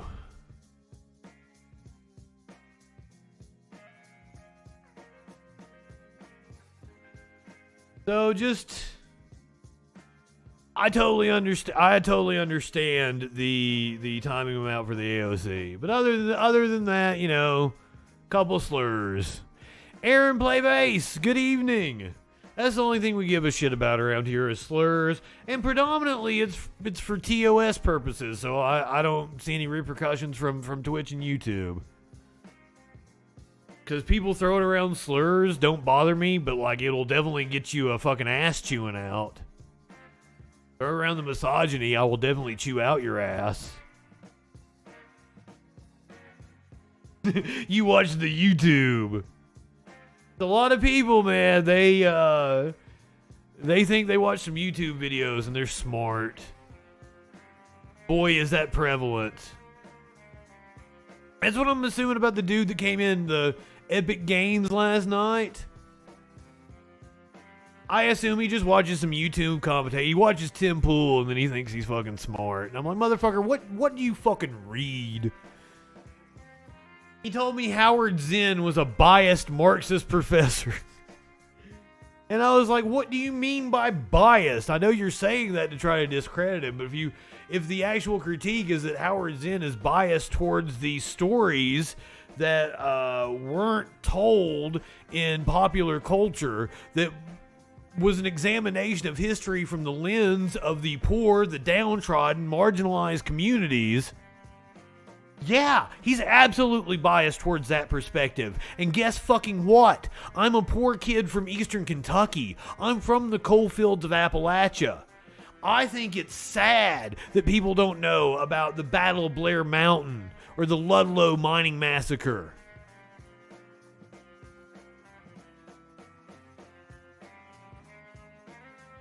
Or the Harlan County mine strikes. Oh, dude last night brought it up. I think I had, when I talked with Gorsups, when we had the debate, which was more like, just me kind of pointing out that Gorps didn't really know what he was talking about. I think I told him to go read Howard Zinn. I was like, a good jumping off point would be Howard Zinn's A People's History of the United States. Because it is. That's a entry level, high school, college level, because I think that's what it's made for. It's made to be like a senior level high school book, intro level college history book. That's a great jumping off point. Actually get an education about the history of this country. Because who controls the past now controls the future. And they don't teach fucking history in schools. They don't teach history in high schools, or at least they didn't when I was there. They teach this whitewashed, important word, whitewashed version of history. Such as, George Washington had wooden teeth. That's a fantastic example. Instead of the real history that George Washington's teeth were plucked from live slaves. Fucking Curiouser was talking about how she would fuck Jesus last night. And I was like, wait a minute, which Jesus? The white depiction of Jesus or this guy? The storybook version of history. You hear MLK's I Have a Dream speech. It's all flowery, makes you feel good about yourself. You don't read a letter from a Birmingham jail.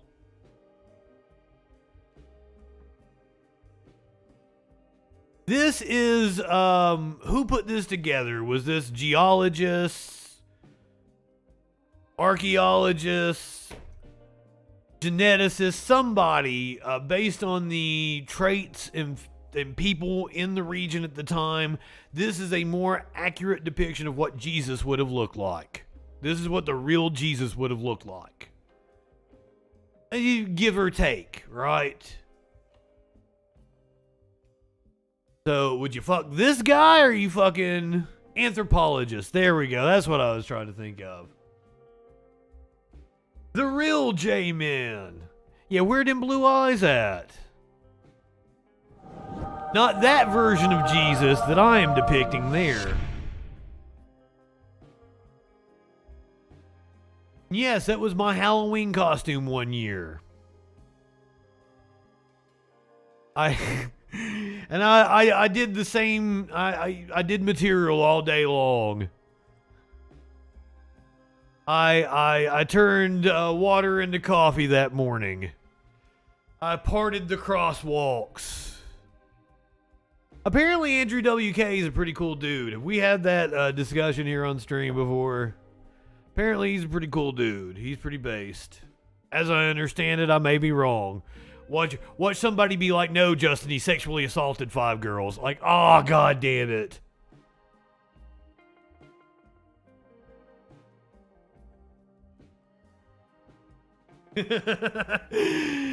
Yeah, if you missed out on the stream last night, so like if I ever pop up and I'm doing a fucking around stream, who knows what we're gonna be doing? We started off watching clips from Louis C.K. and Curb Your Enthusiasm. Then we ended up watching wrestling, and then fucking for 6 or 7 hours I played sexy music videos, and we all talked about sex and stroked our boners and edged.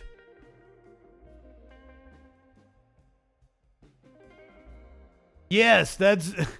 I played my favorite clip from Louis, and it's where, because like I tried to reference it and I fucked it up, and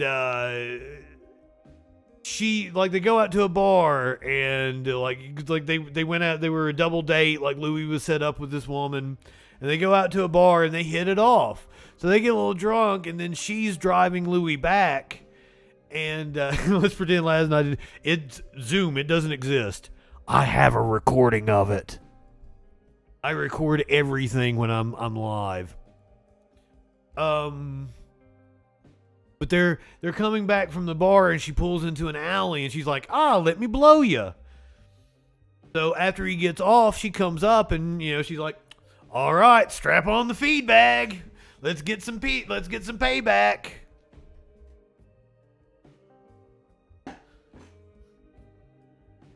My God, this guy. Fucking time him out again. And then Louie's like, no, I don't want to do that. That's an intimate thing. And I'm like, and she's like, your sperm are dying in my mouth. And then like, she's like, oh, you're going to be eating my pussy here in about 3 minutes. You're going to be licking that asshole. You're going to be all up in that pussy. And then like she tries to goad him into it by, oh, you're gay. That's why you don't want to lick pussy. He's like, I'm not gay. And as he's like trying to explain himself, she wells, is that the right word? She just like cocks back and wells on him and fucking punches him, and his head goes into the window. Yeah, she said the F slur. I wasn't expecting that. But my favorite part of it, because like she made a bet with him as well. I left that part out. Like, she was $1,000. You're gonna be eating my pussy. And after he gets done eating it, she's like, well, you owe me $1,000. And he's like, I don't have it on me. And she's like, oh, well, you can pay me back when you see me next time. You do want to see me again, right? And he's like, oh, yeah, sure. After she punched him in the head, busted her own fucking window.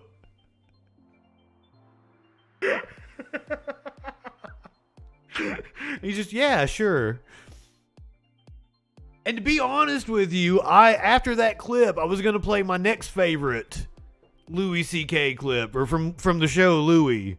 I was going to play where he's in the elevator, and he's like, he's really sexually frustrated, and he was talking about masturbation with Greg Gutfeld on the old show Red Eye. Because like it was some like Christians Against Masturbation woman or something was on Greg Gutfeld. And they said, Louis, you're the only person that we could get to come on that would defend masturbation. And he's like, well, yeah, I like it. What's wrong with it? You're not hurting anybody. So then, like, he's like really sexually frustrated. He's having all these like mental images about people. And there's this woman in the elevator. And she's like, could you stick this bag of dicks up my ass? And he's like, bag of dicks? He opens it and like, oh. And he was like, one at a time or all at once?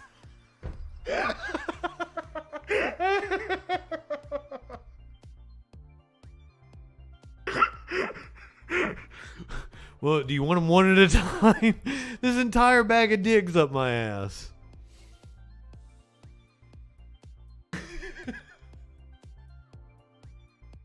It is amazing to me, now looking back on it, how much of the show Louis was based around Louis's dick.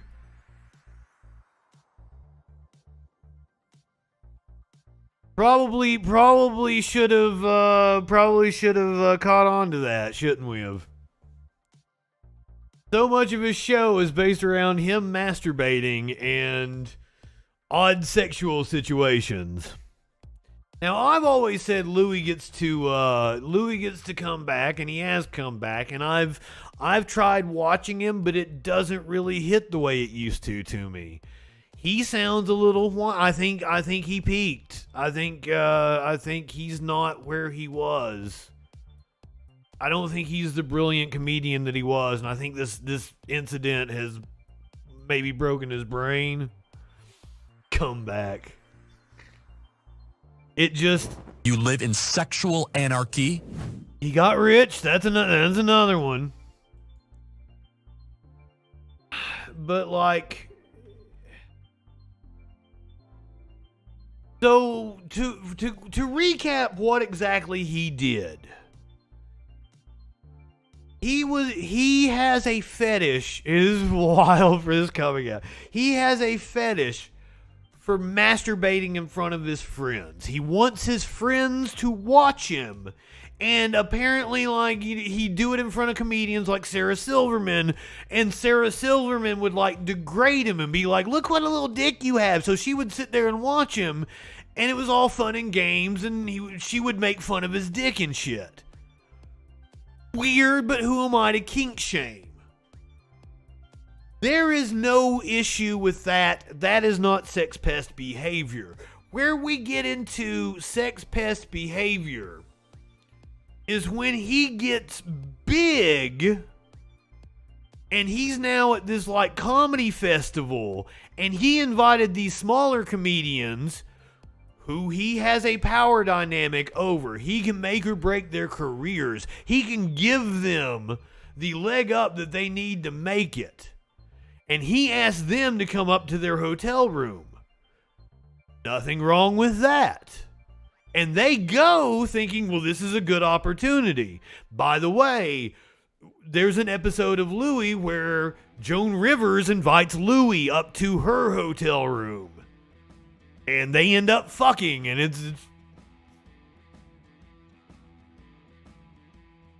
that's why Sarah Silver would make fun of it and talk about his little fucking dick and shit. So when you get that power dynamic and you can make or break these people's careers, and not only that, that is putting them in a bad situation. But and I don't know that he knew anything about it, but his management tried to quash the accusations and threatened and harassed the young ladies. Buddy DM, am I not just explaining how there's not enthusiastic consent in the situation and how what he did was bad, you dumb shit? You don't know anything. You are a really dumb person. You should listen to me and try to learn.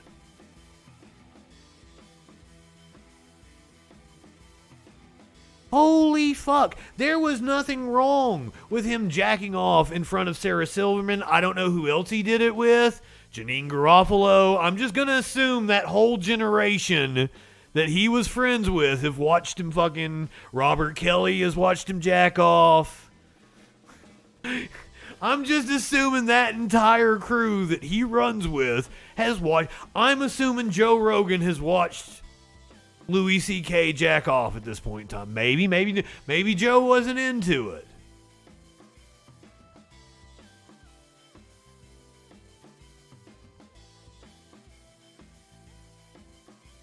But that doesn't, her being asexual doesn't mean that his fetish was having people watch him and degrade him. That doesn't mean that she wouldn't be like, oh God, you're making me sit through this. Good thing I don't like sex. Look at that tool you're packing around. I wouldn't even be able to do anything with that. That kind of deal, right? So I'm gonna assume. And I would think I did a pretty good summation of how Janine Garofalo watching Louis C.K. jack off would go.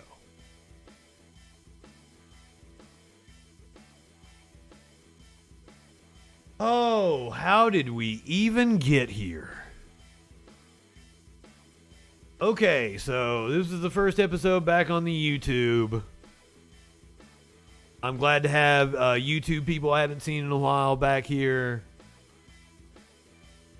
It's been a blast. So I'm going to come back on here in an hour or two. I don't know how long. I don't know if maybe I'll watch The Last of Us before I come back on. I got a little work I need to do. I need to post the show, all that good shit. I'll only be on Twitch, D-Live, Odyssey, that sort of thing. We won't be on Facebook if there's anybody watching on Facebook right now. Yeah, by the way, maybe I better... The VOD may exist in some of those more obscure... the VOD does not exist on Odyssey. The VOD doesn't carry over on Odyssey. On D-Live, I don't know if it saves VODs. I think they expire after a couple of days. Oh no, Curiouser says. Who watches fucking D-Live? Guy on a Buffalo watches D-Live. That's who. Yeah, I'm sorry, Lord Locke. But if you do come back, we're going to be doing the same thing. We might watch other Louis C.K. clips. I'm kind of afraid to play whole episodes. I thought that was... Isn't that Man on a Buffalo? I think that's Man on... Because it has the catchy song and shit, right? Guy on a Buffalo is our friend on D-Live. So yeah, we'll be back on in an hour or two. We might watch music videos. We might watch... I've got a treasure trove of TV. Yes, DM, the stream is ending. I'm tired of your shit. I'm also very hungry. Have fun simping for AOC. My God. Yeah, you killed everybody's boners. Right-wingers are the boner kills. Fucking wanker. He's a pisser. That's what he is. He's a pisser. So if you're watching on Twitch, you are heading... Clinically, I didn't see you tell me to take a weed hit. Maybe I did. Maybe I took a hit. I don't know if I did or not. AOC is one of the most popular Congress people, you dumb shit. She's insanely popular in her district. You are an idiot. You don't know anything about politics. You are embarrassingly stupid.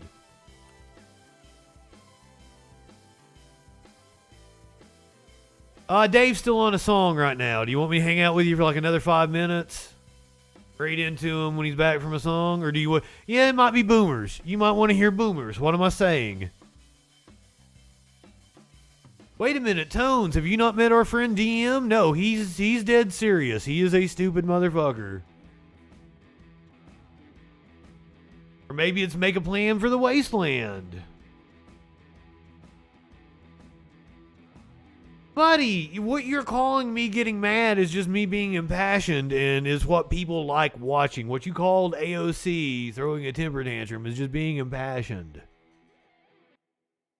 But I bet you don't fucking call it getting mad when Bill O'Reilly does it or when any of your favorite right-wingers do it.